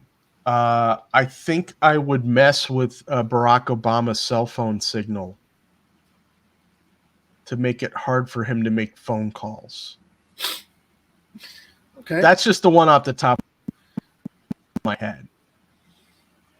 I mean, there's other things I could think of. But also, we have to remember that if you have a time travel device, it has to be someone else's. It can't be one you invented, because if you try to change something in the past, you won't be able to do it because it wouldn't have precipitated the need for you to invent the time travel device in order to travel into the past. However, the loophole. So you either have to find a dial of destiny, an Antikythera, Yeah. A nuclear-powered DeLorean, a hot tub time machine, Yes. or a phone booth like in Bill and Ted's Excellent Adventure. Yes, but the important point, the important loophole on being able to change anything in the past is that it can't affect your present, and it can't be you inventing the time traveling device. You have to borrow, I'm going to put borrow in quotes, the time machine from somebody else. So, well, if you can't change something in the present, what's the fun of going back in time? Oh, I also forgot the time stone from the Infinity Gauntlet. That's the other. Well, yeah, there is that as well. But also what I'm saying is you can't do anything in the past to prevent that time travel device from being created. Oh, okay. So, but you said something about changing something in your present for yourself because it's already happened, is what you said. No, you can't. If you change something in the past that either prevents the time travel device from being created or prevents you from being created. Got it. See, those are paradoxes that would prevent you from being able to do anything to make a change. Got it. So you could choose to do something in the past to make a change as long as it doesn't affect the thing that causes the time travel device to be created or doesn't affect your birth. So forget about Barack Obama's cell phone. Something personally, that something that would personally affect you in the past, what would you go back and change? You know, I wouldn't have sold my Marvel stock. Okay. That would be one. Just off the top of my head. What else? Probably things having to do with my health. Like I would not let myself sit on the couch and eat an entire box of fudge rounds after school. That's not a good thing for anybody to do unless you're carbo loading for the marathon. By the way, we didn't even mention the Chicago Marathon coming up on Sunday. And I didn't know, and I was going to ask Kira if she or her husband were going to be running in that. I know they recently ran some other marathon or half marathon because they like to do that kind of stuff. But sometimes they'll run a marathon before the Chicago Marathon, like to train. You know how people will do that? Yeah. Anyway, so so that's going to mess with traffic. So prepare for that. And I hope everybody is hydrating properly. Don't drink too much, but don't drink too little. Drink the right amount. And with that, I think I'm going to say farewell, but I got to look for the thing that I want to do the thing with, if you know what I mean. Wait, where is that thing? Oh, that's where the thing is. See, that's a clip right there. I'm going to just have to clip that part out and play it every time. Did we didn't fix that thing yet. Okay. We'll fix that later. Where's my nun? Where's the nun? Oh, there's the nun. Hold on a second. I just need to hit a couple buttons. That's what she said.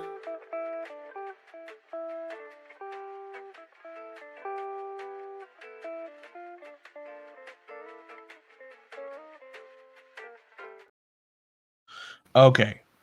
So I want to thank everybody for joining us today. Have a wonderful evening. See you on Friday. Ah! Oh, fuck this noise, man. Get out.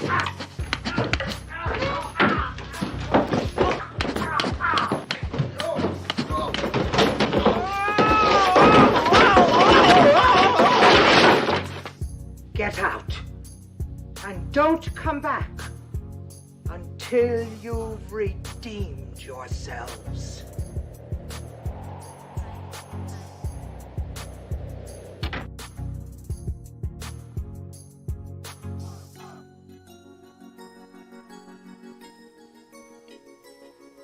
You're still here?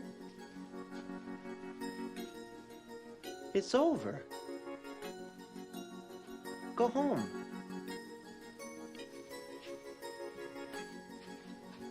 Go. The views and opinions expressed in this program are those of the speakers and do not necessarily reflect the views or positions of any entities they represent. If you would like to be a guest on Chicago Corner, please email our host, Jerry, at chicagocorner.tv.